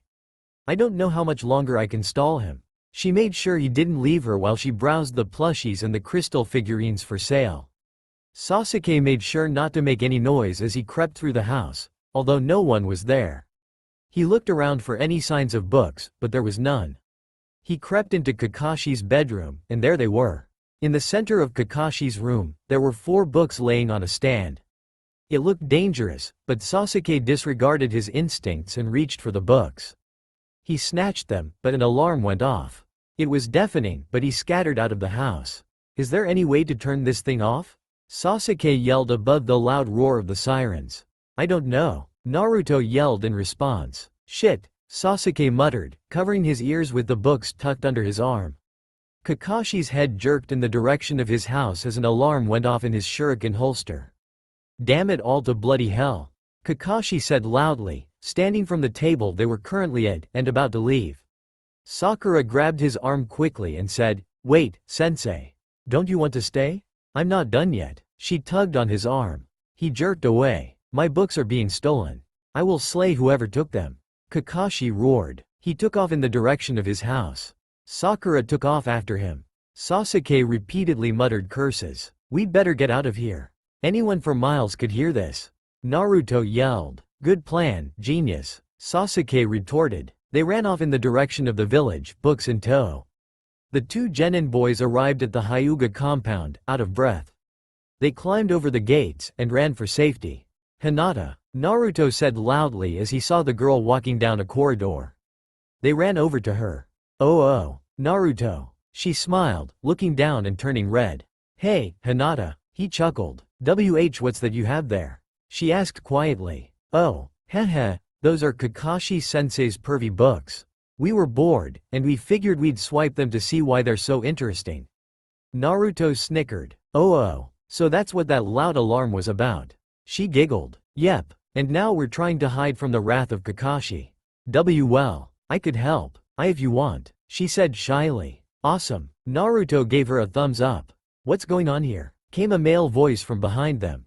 They looked back and saw Neji. Oh, hey Neji. Naruto chuckled. What are those books? Oh, you know those pervy books Kakashi-sensei's always reading? Neji nodded. Those are them? He asked. Yep, Sasuke said. And Hinata's agreed to help us. Kakashi'll be coming any minute to kill us for stealing his precious books. Sasuke drawled. She'll do no such thing. Come on, Hinata, let's leave them to their monkey business. I'm coming my books. Kakashi promised his love. He reached the Hyuga compound, as he'd seen the boys run in that direction. He hopped over the gate with ease. He spotted them and charged. Oops, Neji. Here ya go. Naruto flung the books at the boy, and Neji's eyes widened as he saw the angry sensei charge at him. Oh dear RR. He wailed as he began to run as fast as he could away from the man. Hinata, Naruto, Sasuke, and Sakura ran after them. Neji came to the streets of Konoha near the weapons shop that Tenten owned. Lee was there, talking to Tenten. He was sitting on the roof with her, absorbed in their chat. Kakashi caught up with Neji and punched him, sending him flying along with the books. Lee saw Neji flying across the street. Neji, my most youthful rival, has learned to fly. I must learn as well. He pumped his fist in the air, jumping off the roof and landing on his face. Lee Yubaka, Neji yelled. Grab the books and run. Lee scurried and grabbed up the books. He ran with the speed of the wind and no one else caught up with him. Tenten, Neji, Sasuke, Sakura, Hinata and Naruto followed Kakashi in his chase after his books. They sped past the third Hokage on his stroll down the street. His robes and hat fluttered in the breeze caused by their fast-paced chase. He said, must be playing some sort of game. He casually continued his stroll. Sasuke had an idea as they continued their run. Naruto, he yelled. Naruto turned to run beside the raven-haired genius. Tell the others to tackle him on 3. He nodded. As soon as they all were notified, he began to count. 1. Talk, talk, talk, talk. 2. Talk, talk, talk, talk. 3. They all leapt at the silver-haired teacher and dragged him to the ground. He wriggled in rage, but the strength of all the genin combined was too strong for him to overpower. 10-10 grabbed some rope and they tightly bound his arms and legs. They took away his shuriken holster so he couldn't cut the ropes, Neji's idea, and bound him to a chair that they found in a nearby shop. Kakashi, pant, sensei. Naruto grinned cheesily. We've got you. He gave him a thumbs up. Lee stopped a little less than a mile away on the other side of the village near the Hokage's office. Phew, he said. Think I'm safe? He wondered aloud. Yeah, maybe I should head back. He began to run in the opposite direction back to where the group stopped. Once he got there, he set down the books and Kakashi struggled to get free to get to his books. I am sorry, Master Kakashi, but no books for you. Lee said, grinning. Yeah, Naruto yelled. Now we finally get to see what's in those pervy books. He snatched on up and opened to the first page. Well, he cleared his throat. Yura was the girl of his dreams. He squinted at the book. What is that? Baka, Sakura said, taking the book. I'll read it, since I can. Some of the genin snickered. Yo, Naruto, someone said. They all looked back to see Shikamaru and Kiba walking towards them.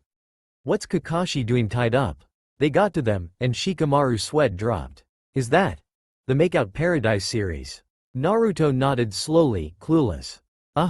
Shikamaru grabbed the book from Sakura and hugged it to his chest, a hungry, angsty look on his face. The others peered at him, now feeling slightly uneasy. Do you like the Makeout Paradise series, Shikamaru? Naruto asked, with a look of disturbance on his face. Shikamaru only stood there, the book held tightly to his chest. I guess so, Sakura said, scratching her head, one eye twitching. Well, Shikamaru, since you're such a big fan, you read it. It was now Shikamaru's turn to sweat drop. You guys want to know what it says? Duh, they all shouted. Of course we want to know what's in that pervy sensei's book.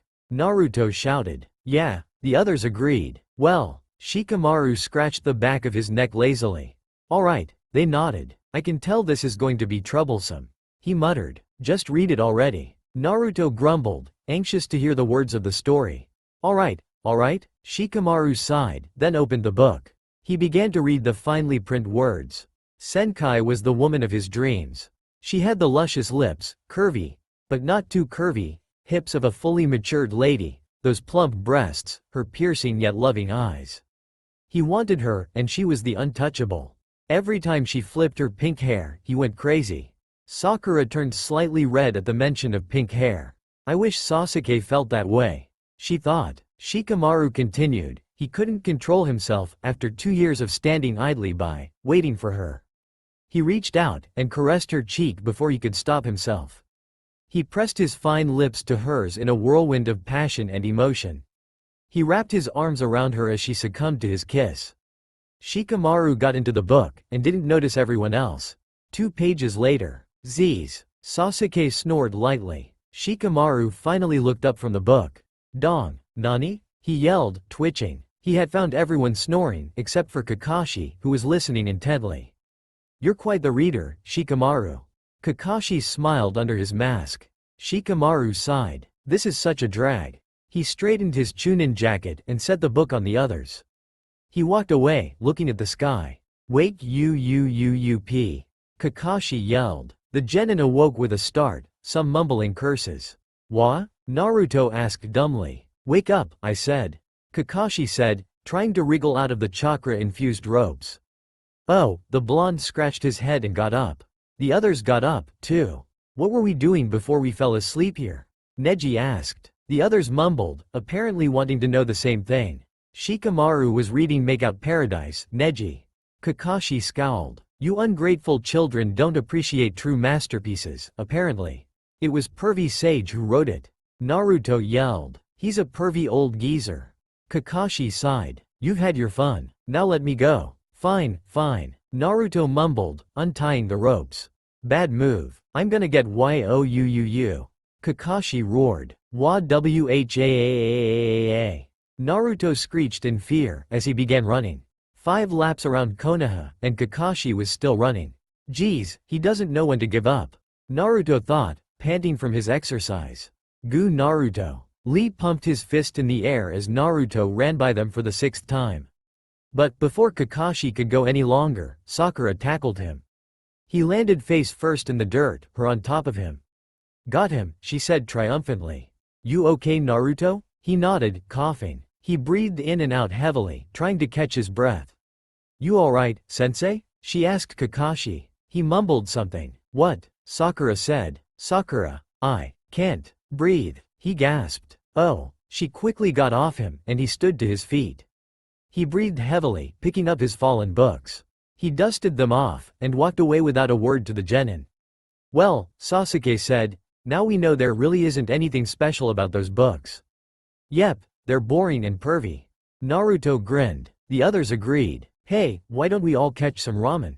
Ten shouted from the back. Yeah, they all headed towards Ichiraku's for lunch. On the way there, Naruto turned to Sakura and Sasuke. Hey, you guys, this was fun though, right? Yeah, I have to say it was. Sakura smiled brightly. Sasuke nodded. Naruto snickered. Heh, maybe next time we should try stealing Asuma's cigarettes. That's all for now. If you enjoyed this video, then please like, share and do comments.